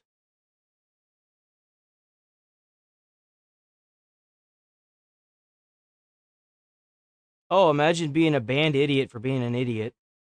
So back to my original question. What does that have to do with Congress? Holy fucking shit. If the President of the United States was elected by overwhelming majority, an electoral college, what do you think the majority of Americans want that the Democrats that are voting, that are trying to pass a bill with zero towards border control and $0 to the federal ICE agents? Do you really like? I don't even want to engage with this. I just don't want to engage with this. I just don't want to engage with it. We can bring it back on a moment's I can't notice even for with a that. vote. The I Senate can't. has to do their job and help us on this. There's nothing you're going to tell that individual that she or they want to hear. Bye bye. If you don't like the channel, no one's holding a gun to your head and saying stay. Leave. Just leave. To get the government funding. You're not going to bully me off the platform. I'm going to pull you up and make you look like a dumbass. Like, come on. Real people's lives. Use your brain. And I'm the brain dead one. Like, come on. Even Delta is. And this is what the CEO is saying. Watch. Well, given the lack of leadership that we've seen coming from our elected officials, the fact that we would continue to extend courtesy opportunities for them to bypass the mess that they've created, we want to make sure they understand what they're, and stand in line just like everybody else. We let their offices know ahead of time, and I think they understand why we had to do what we did. How long will the pause continue for those perks? At a minimum, until everything is back and running. Damn, so they paused the perks that they would have. Woo! Normally, the workers are paid, and at that point, we'll decide whether we continue it. I got to be honest, Mr. Speaker, I don't think they deserve the perks. No. All the airlines should follow suit. Right. Why do we have to wait in the line for 5 hours and they get to go to the front of the line? I agree 100%. The airlines are right. I mean, there are some occasions where members of Congress get escorted around for security reasons at heightened threat environments and all that kind of stuff. But my members don't do that. They don't skip the line. They're crazy. They represent their constituents. So if anybody's been taking advantage of a perk like that, bad look, obviously. Congress has to do its job. The first function, the first responsibility of government, Lawrence, is to make sure that we're keeping the homeland safe. And the Democrats have shown over and over, they value the protection of criminal illegal aliens over the protection of American citizens, and Republicans can have no part of that. When does this end? Soon, I hope. We have to get the government operating again. As I said, I can call the House members back for a vote as soon as we get something worked out with the Senate. Obviously, we're working on this around the clock. I was up until almost midnight last night having conversations with senators to get this done. But it's a shame. It looks like... It's just crazy to me that these people are trying to hold the TSA hostage. The Department of Homeland Security funds TSA. You do realize that what they want... So they're holding it hostage, and they want to defund the Department of Homeland Security, which, by the way, ties into TSA. So these people are at a catch-22 with what they want. They want to defund the Department of Homeland Security, and they also want to hold the TSA hostage so that way they can do what they want. Like, it just makes no sense. So either way, it's a lose-lose. Well, then why the hell would we give you what you want? Why don't we just keep doing what we're doing if it's going to be this way either way? It makes no sense. We have to do the heavy lift on our own, Republicans, because the Democrats they're obstructionists at this point, and it's really sad. No, it's really sad for the American people. I want to talk about some good news because a lot of Americans were promised no tax on tips. They got that in the big, beautiful bill. You had the opportunity to go out there, meet with some Uber drivers, and this is what they had to say. Watch. Hey, how are you, Mr. Johnson? Good. I have your delivery right here. Fantastic. What was amazing was when I did my tax return this year.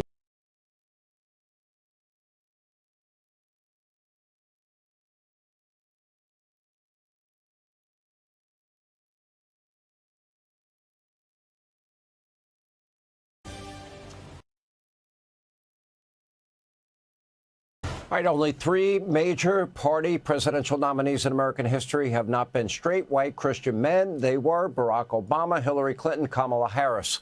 All 3 Democrats. And, of course, 2 of them were candidates that lost to Donald J. Trump. Now, some Democrats reportedly want to reverse course. No, they need to put Pam Bondi in jail. Her administration overseeing the Epstein files was a complete and total shipwreck. She needs to go to jail. Somebody else needs to take over and release those files the way they should be released. That's what needs to happen to Pam Bondi. She still hasn't addressed all the issues with the Epstein files. You need to go through, scrub everything. Well, not scrub everything, but make sure that everything is good to release that doesn't show a victim's face. And everyone that is could be condoned in that needs to be held accountable for it.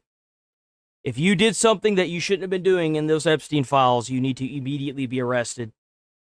They want to go no after, ands, ifs, or buts. They want a straight, white, Christian male to be their nominee in 2028.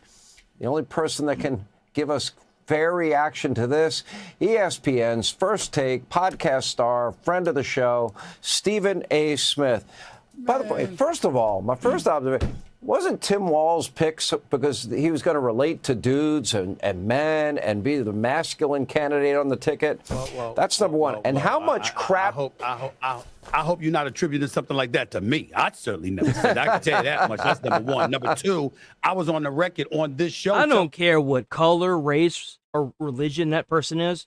If they're trying to advocate for universal health care, universal basic income, they're trying to make sure veterans don't have to struggle with anything they need for as long as they live.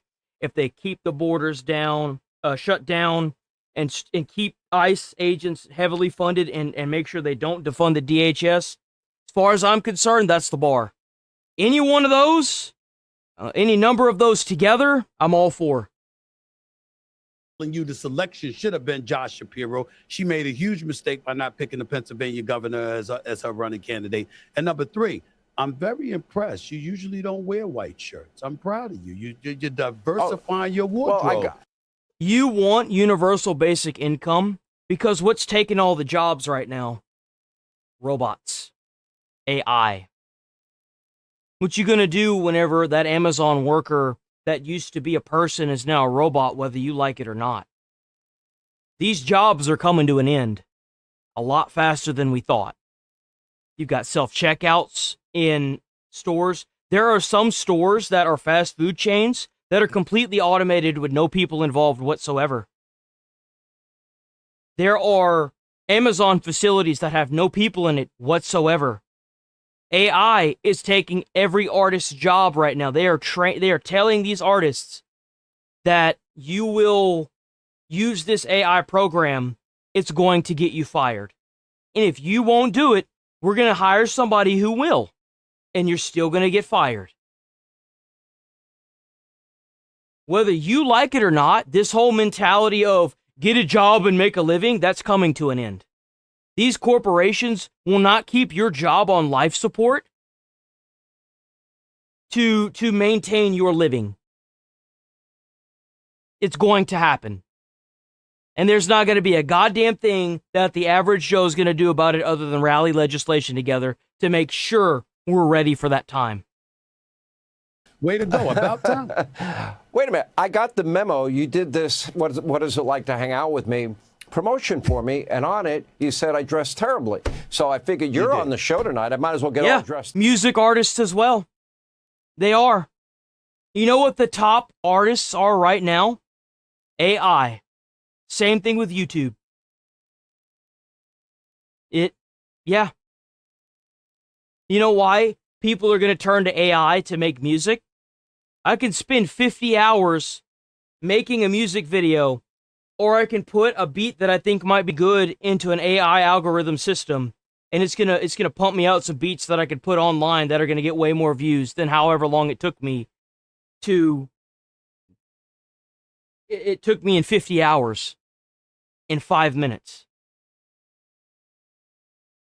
Yeah, absolutely. That's exactly what's gonna happen. It's already happening. AI music has already topped the charts on places like Spotify. It's already happening. You can't even say that it's not. It's already happening.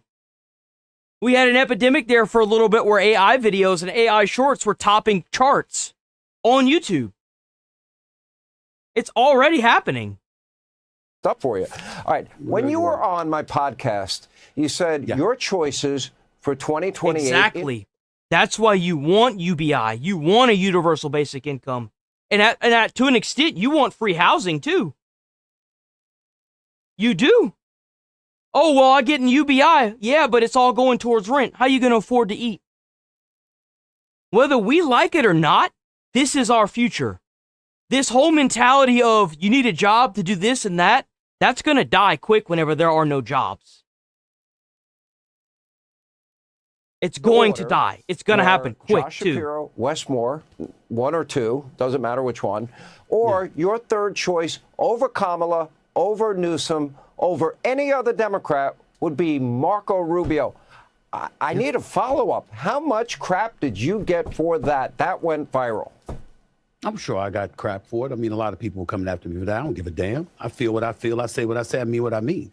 Marco Rubio is the adult in the room. I think he's incredibly qualified. Obviously, he's been a senator for a long time before he became the Secretary of State, and obviously the National Security Advisor to the President of the United States. He knows what he's talking about. He knows Capitol Hill. He knows the people, and he's not running up against somebody like me in all honesty. So because of that, you know what? I think that he would be a prime candidate considering the candidates that the Democrats will roll out there. If it's not somebody like Josh Shapiro, I don't see how it's going to happen because I don't see anybody else in the Democratic Party in line to go up against him. Why do you think so highly of yourself that you think if you ran, you'd win the nomination? Why do you believe that? It looks like Hillary's going to New Hampshire. It looks like Kamala wants in. Gavin thinks it's his already.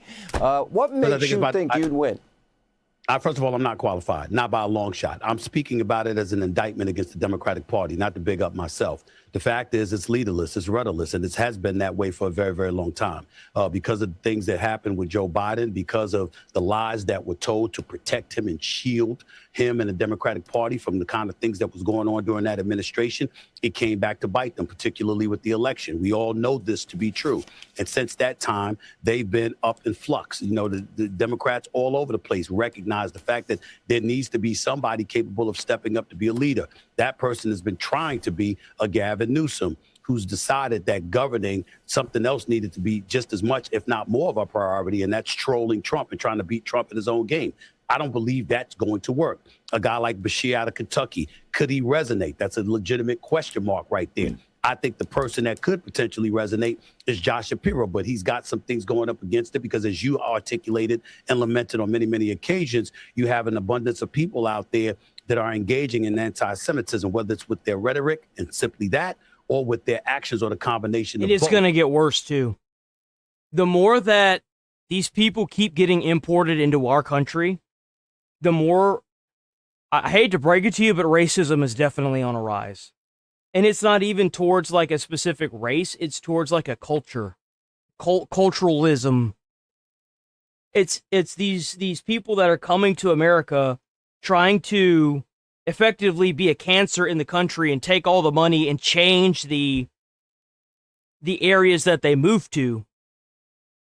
Like we saw, we reacted to a couple videos last month of this group of people that moved in, built a church, and have megaphones blasting into a neighborhood of Islamic or Muslim religious stuff.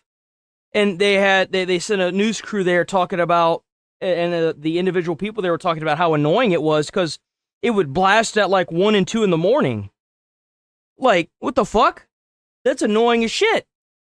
And him being Jewish obviously could be problematic. Could you imagine you've been living in a neighborhood for 47 years and now you've got to deal with this weird fucking religious propaganda being blasted in a megaphone on a building at 2:30 in the morning next to your fucking house? That's annoying as shit. For him, if he was running for the presidency of the United States of America, I still think he's very qualified. I think he's done a good job with the state of Pennsylvania, and I think he's somebody that should be strongly considered. That speaks volumes about the Democratic Party, doesn't it? That, you know, there's such a strain of virulent anti-Semitism. All right, let me move on. I've always been a fan of Tiger Woods, one of the greatest golfers of all time, if not the. Look at it this way.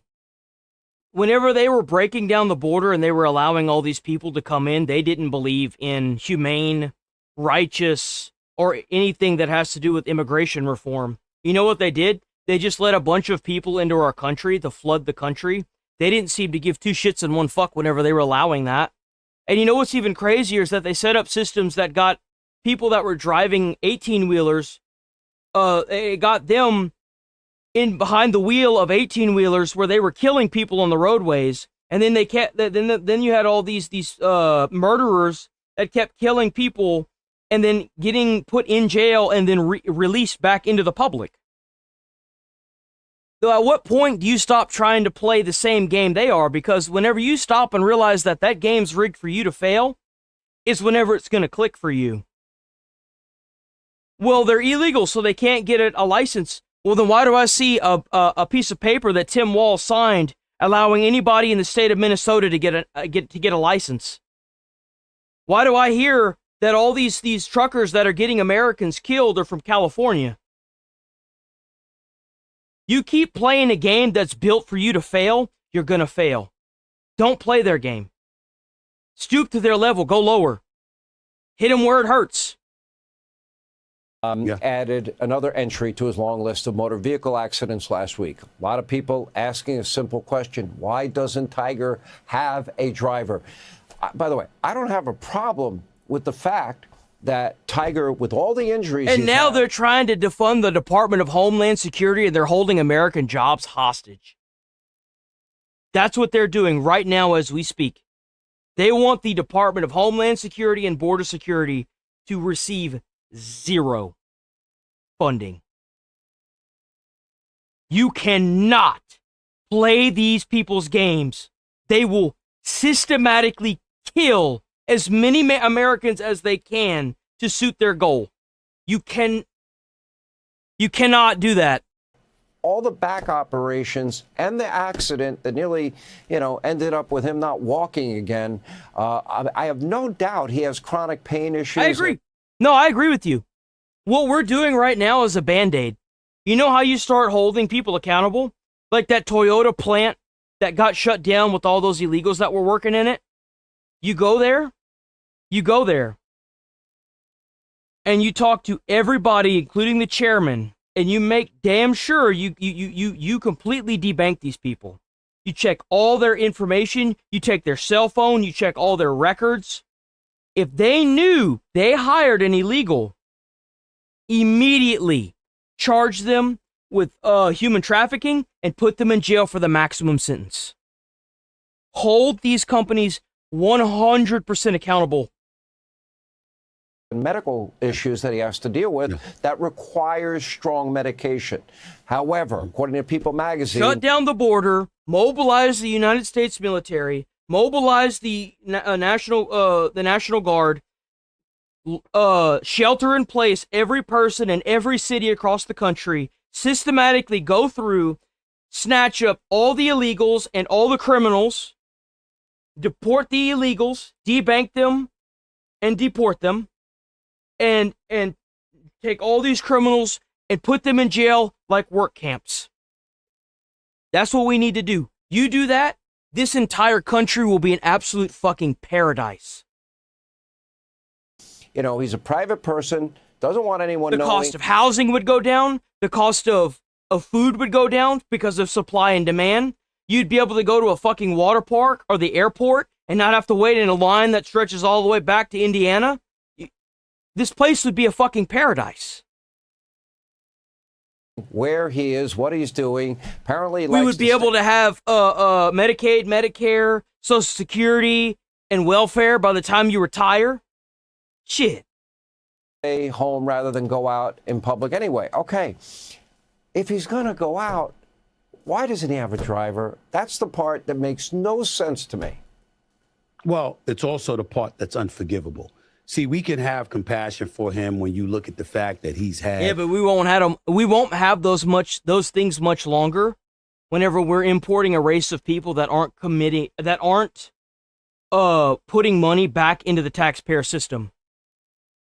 If all you have is a race of people that get imported that are taking from welfare systems, but they don't work a job in order to pay taxes on those welfare systems, you are systematically going to run out of money and bankrupt the social systems. That's what's going to happen. chronic back. I remember in a 3-year period, Sean, he had like 4 back surgeries. 4 back surgeries between 2014 and 2017. And since that time, when you take more out of the pot than you put in, you're going to run out of food. That's what's going to happen. The aftermath of that was just a few weeks after he had spinal fusion surgery was when he got into that accident in service. And if your privacy is that important, I got news for you. I use cars. Why we talk about that? Hold on. I don't care about that.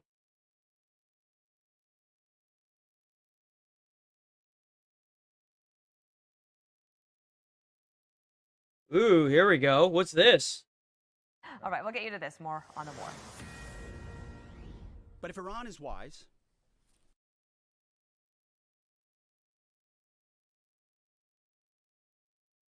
they will cut a deal. President Trump doesn't bluff.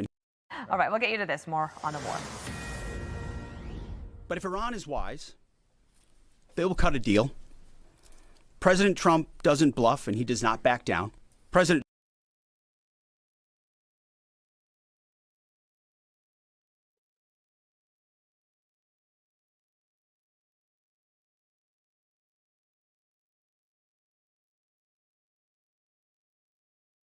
That's just what he said. This dude doesn't know how money work and systems stick to gaming.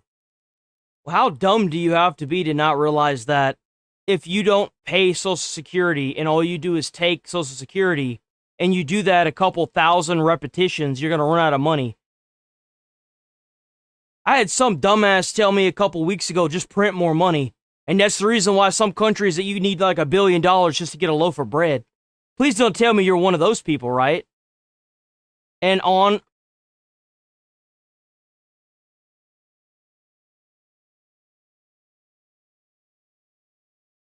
Well, there you go. Trump will make a deal. He is willing. And the terms of the deal are known to them. If Iran is not willing, then the United States War Department will continue. Printing more money is a fucking terrible thing. Do not continue with even more intensity. President Trump still pushing for diplomacy with Iran, citing negotiations with the country's parliamentary speaker. That Iranian official is now pushing back.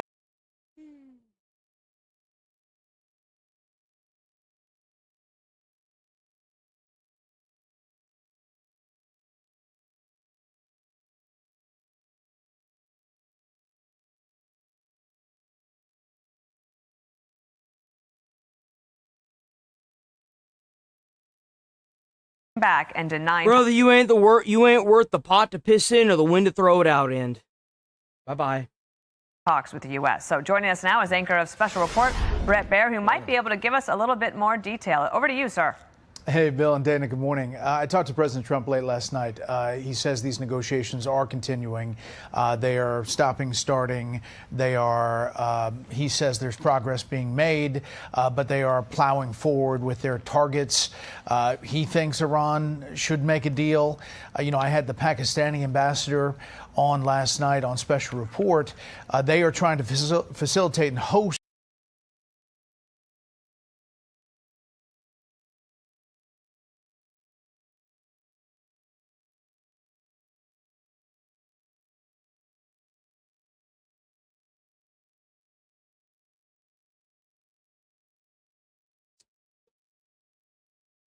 Why are you bitching about immigrants not paying taxes when most of them are impoverished? Make more sense to tax billionaires instead of fear mongering. Okay, yeah, you're right. And then while we're at it, we can still get rid of the illegals. How about that? What if we taxed rich people more and still got rid of the illegals? That sounds like a benefit in both. Shit. Say less. I don't see anything wrong with either one of those. I like both of those. You should stick around. I like that. I mean, the whole fear-mongering immigrants, illegals, is a bit on the weird side, but yeah. I mean, shit. these talks. I can deal with that. and I was trying to nail him down about who they're talking to and what the process is. He didn't say it on the interview, but afterwards said it has been very difficult because there is confusion on the ground in Iran about who holds Well, rich people provide jobs currently. I'm sure whenever they're able to get a robot to do it better, well, they're not going to be providing shit other than like whatever they're producing. Power, who has the juice to make the deal. The president told me last night that they are talking, yet there is obviously missiles. There are missiles still being fired. There was a tanker.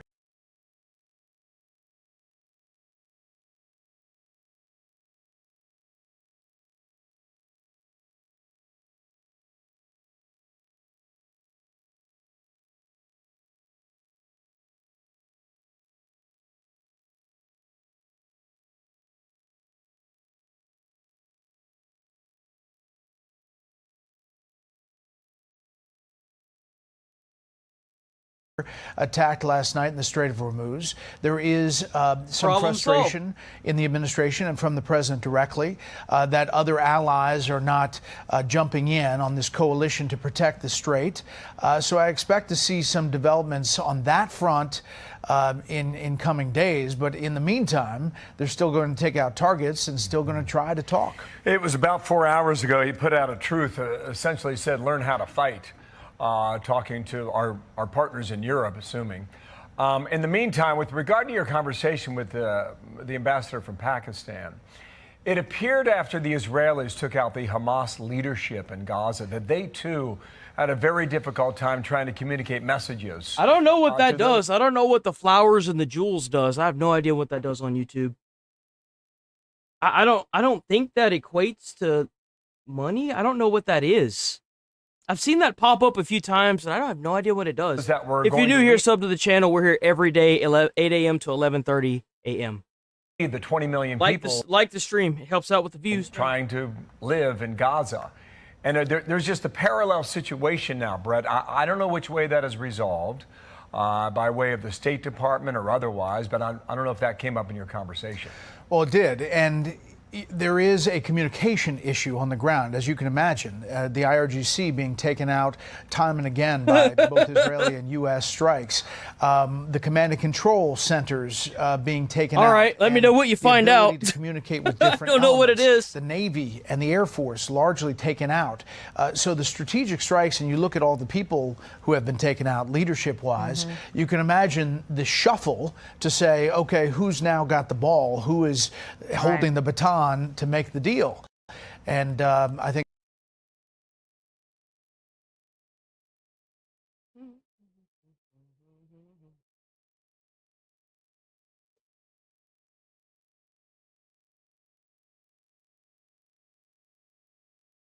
think you're talking to somebody, aren't you? You're calling somebody out. I bet you're calling somebody out. And you're right. Whenever corporations start firing people, you're going to need some form of universal basic income. You are. And you're going to get that by taking you're going to get that by taking away from the rich. That's just all there is to it. Like having a robot tax or some form of like the system is going to be dead. You're not going to have the movement of money. Nobody's going to be doing anything. Like there's not going to be any jobs. There's going to have to be some form of money movement. There is, in order for the economy to even remotely stay the same. Like you can't just fire everybody and not expect some form of money movement if you're hoarding all the money at the top. You're not going to make any more money. It's going to be over. I think that's part of the issue that they're seeing on the ground. It's interesting, too, because when you look at that, all of those characters that we just showed you, the eliminated ones, they're all of the same generation.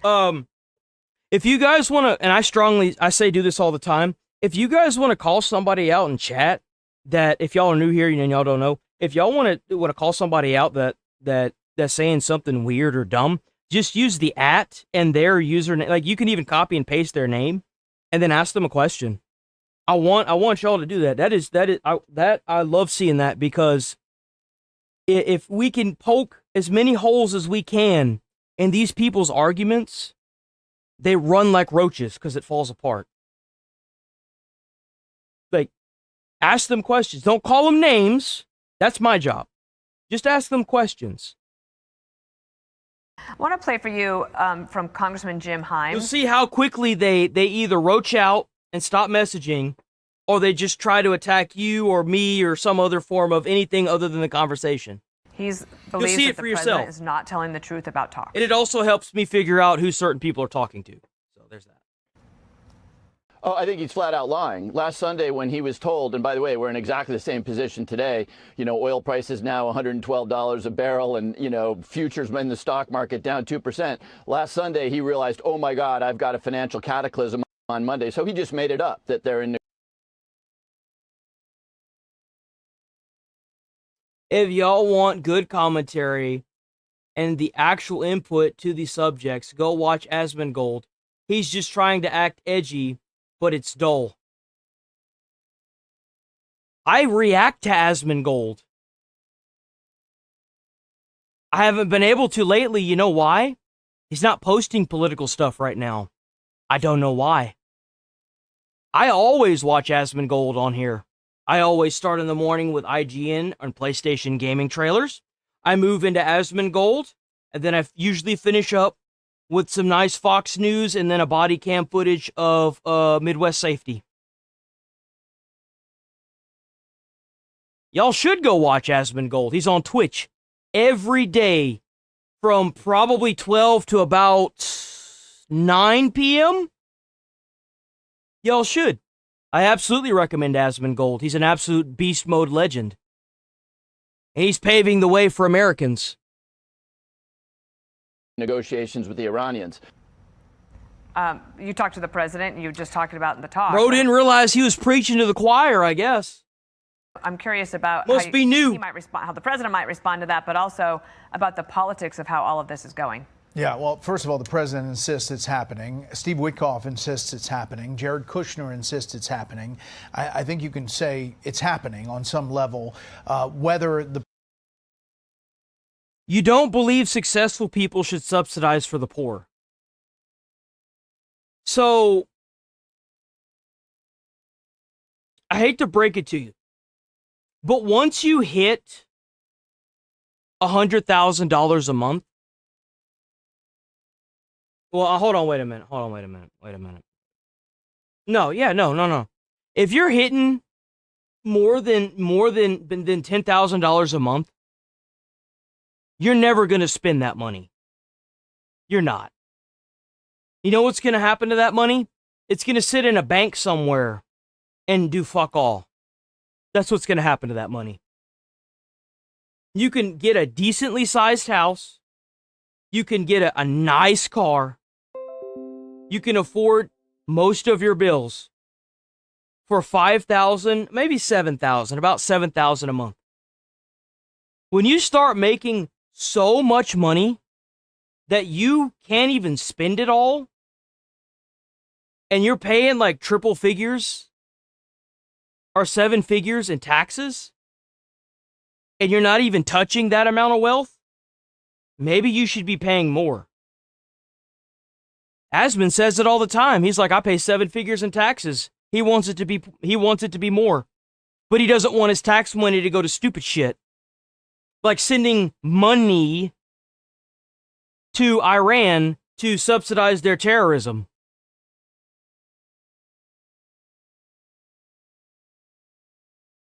What are you going to do with all that money? You ain't going to do a goddamn thing with it. It's going to sit there and do nothing. What's the point in that? person they're dealing with, and it was the head of the parliament that he confirmed the other day, has the power to speak for the IRGC and the other leadership. We don't even know the status of the Ayatollah, the new one, and we hear multiple reports about him. I think there's just a real question about communication. And as far as timeline, I know that there's a sense that they're hoping that the 4 weeks, 6 weeks is in the timeline of wrapping this thing up.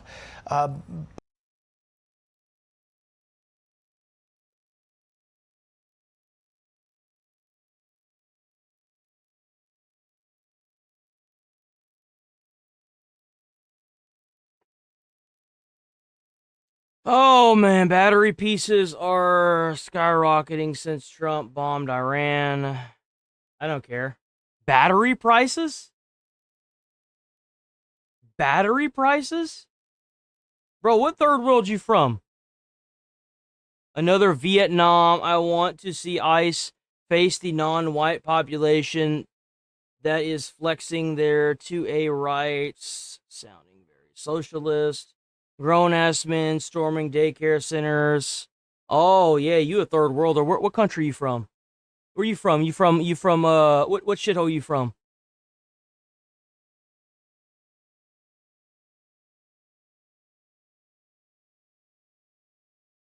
What shithole you from?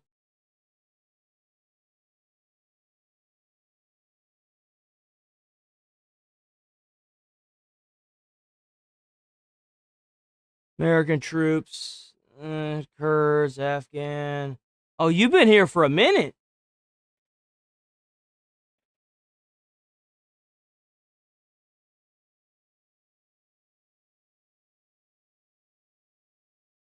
How the hell you keep getting through the cracks?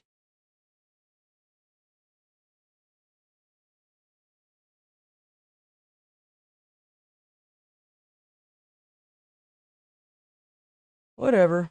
Bye. I just don't even want to engage with it. I just don't. Bye, dumbass. But Iran's regime is not going to go quietly into the Another banned moron, I guess. Who'd have thought? And I think that there is a concern in the Gulf Arab allies, especially, that the U.S. picks up and goes, and suddenly they're holding the bag at the end. Yeah. Just one last thing here. I was talking with Dana this before the sun came up this morning.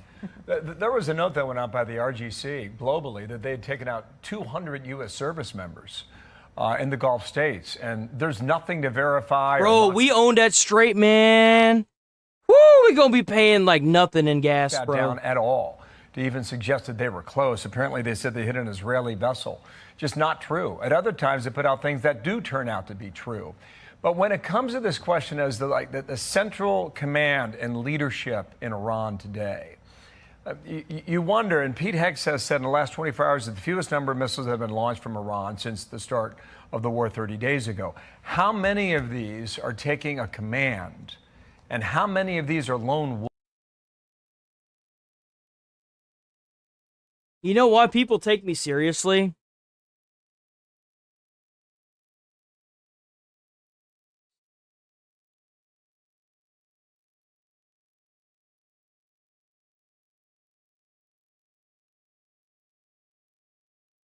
I'm just gonna hide you because you're fucking stupid. Where'd he go?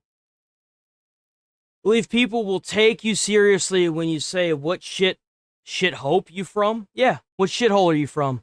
What country of filled with terrorists are you trying to advocate for? Yeah, that's right. Whenever you can't keep the power on, whenever you can't keep running water going through your country, whenever you want to send all of the money that you get to a terrorist organization, instead of using it to build up schools that aren't near military bases, when you use people, whenever you have to make a press conference in the middle of a parades because you're too scared of being bombed by the United States, when you have to use a cardboard cutout and you're too much of a coward to step out of your little bunker because you know America's going to shove a missile up your ass, yeah, I'd classify that place as a shithole. Yeah, that's pretty accurate. People watch me because I'm transparent. I'm not going to sit here and feed them fake bullshit. And I'm pretty quick to apologize if something I find out is fake or didn't happen. It happens. That's what happens when you cover media. Happens all the time. Yeah, they watch me because I don't have to sit here and lie to push a narrative. I just tell them the truth, come to my own conclusion, let them go and find the truth themselves as well. You'd be surprised how well that works. I don't have to go into someone's comments and criticize them. Instead, I just made my own YouTube channel and started making money off of it. See, that's the reason why I'm sitting in this chair, and all you are is a comment on a YouTube channel at the ass end of the internet. That's why. Wolves.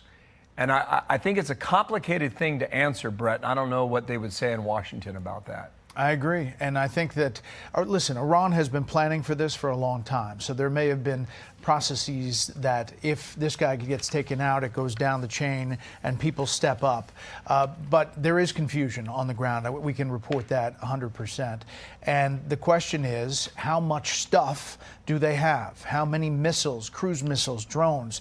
By all accounts, it's still significant. And that's why the military has 200 dynamic targets. In other words, hovering over Iran, they change and do a new target based on new intelligence. That's pretty incredible if you think about it in one night. They called them dynamic strikes today.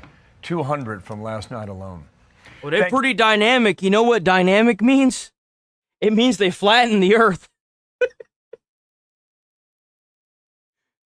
That seems pretty dynamic. You Brett, we'll see you at 6 o'clock. See you. I'll see you at 5:59:59. See you. I love those handovers. Okay. Thank you. Be sure to like and subscribe for all the Fox News latest on YouTube and catch full shows streaming. What the fuck?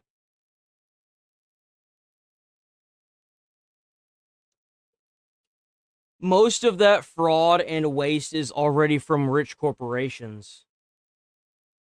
How'd you come to that conclusion?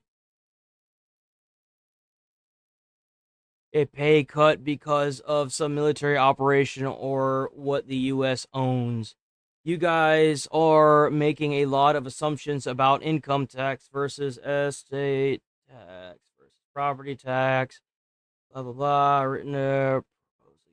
I don't know about this guy. I'm not sure. What y'all think? What y'all think? A ban?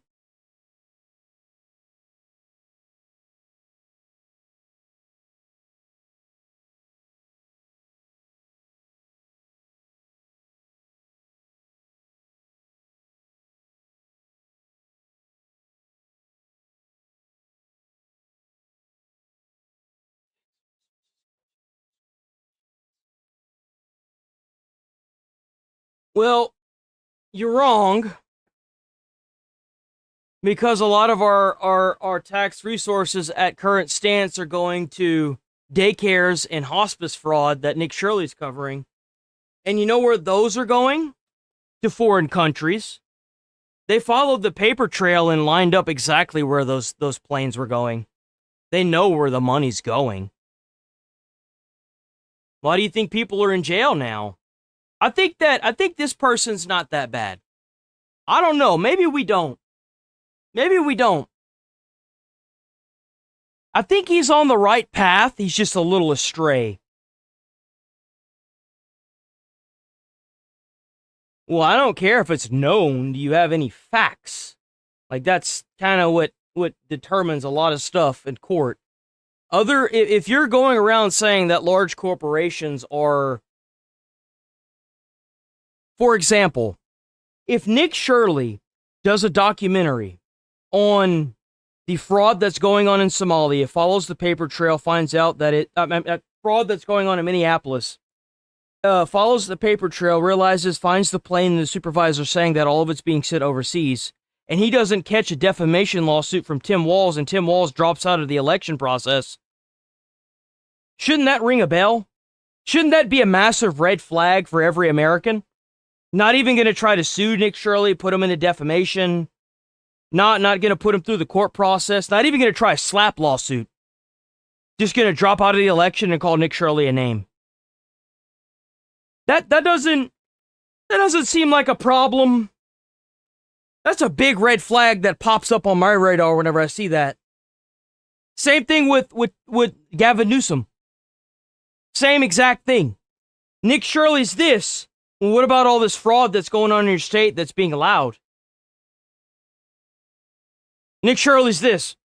Oh, no defamation lawsuit, no slap lawsuit, no nothing? Nothing at all. That's weird. Huh.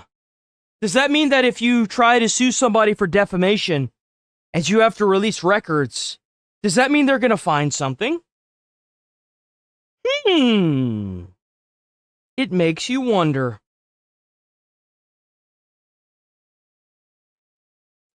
But A defamation for saying that he's responsible for allowing multi-billion dollars of fraud in his state. He says that in multiple videos. Both of them. That's defamation. And it's fraud. If you're wondering, allowing that to happen in your state is a form of fraud. You're accusing somebody of fraud, which is grounds of defamation if you can prove it wrong.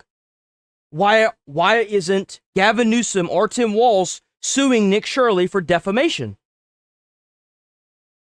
It makes you wonder. Streaming now on Fox.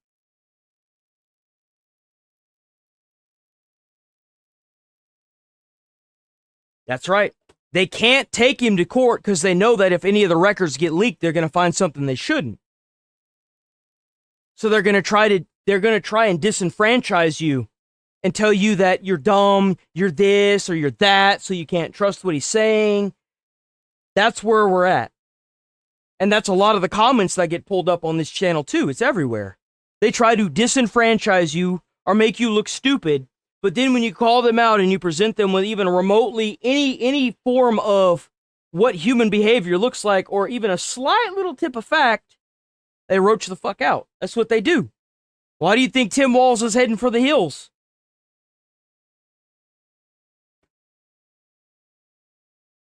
That's right. Take someone like Nick Shirley to court, and you'll end up proving that he's right. And then guess what really happens? Then you start seeing senators get locked up. That will be a beautiful day in America, by the way. But I'm rolling. We will be back on tomorrow, bright and early. Have the great rest of y'all's day. Thank you for all you new viewers. Thank you for hitting the sub button. Thanks for hitting the like button. Thanks for the channel memberships. Thanks for the new channel memberships.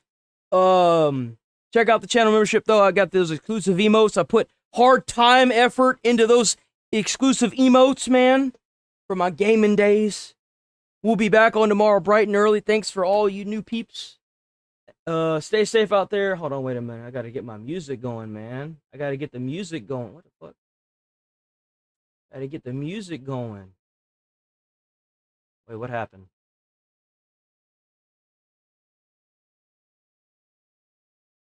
I don't ever slow up. No, I don't take shit. I got no love for the fakeness. If you want to play tough and want to hate this, I'll always show.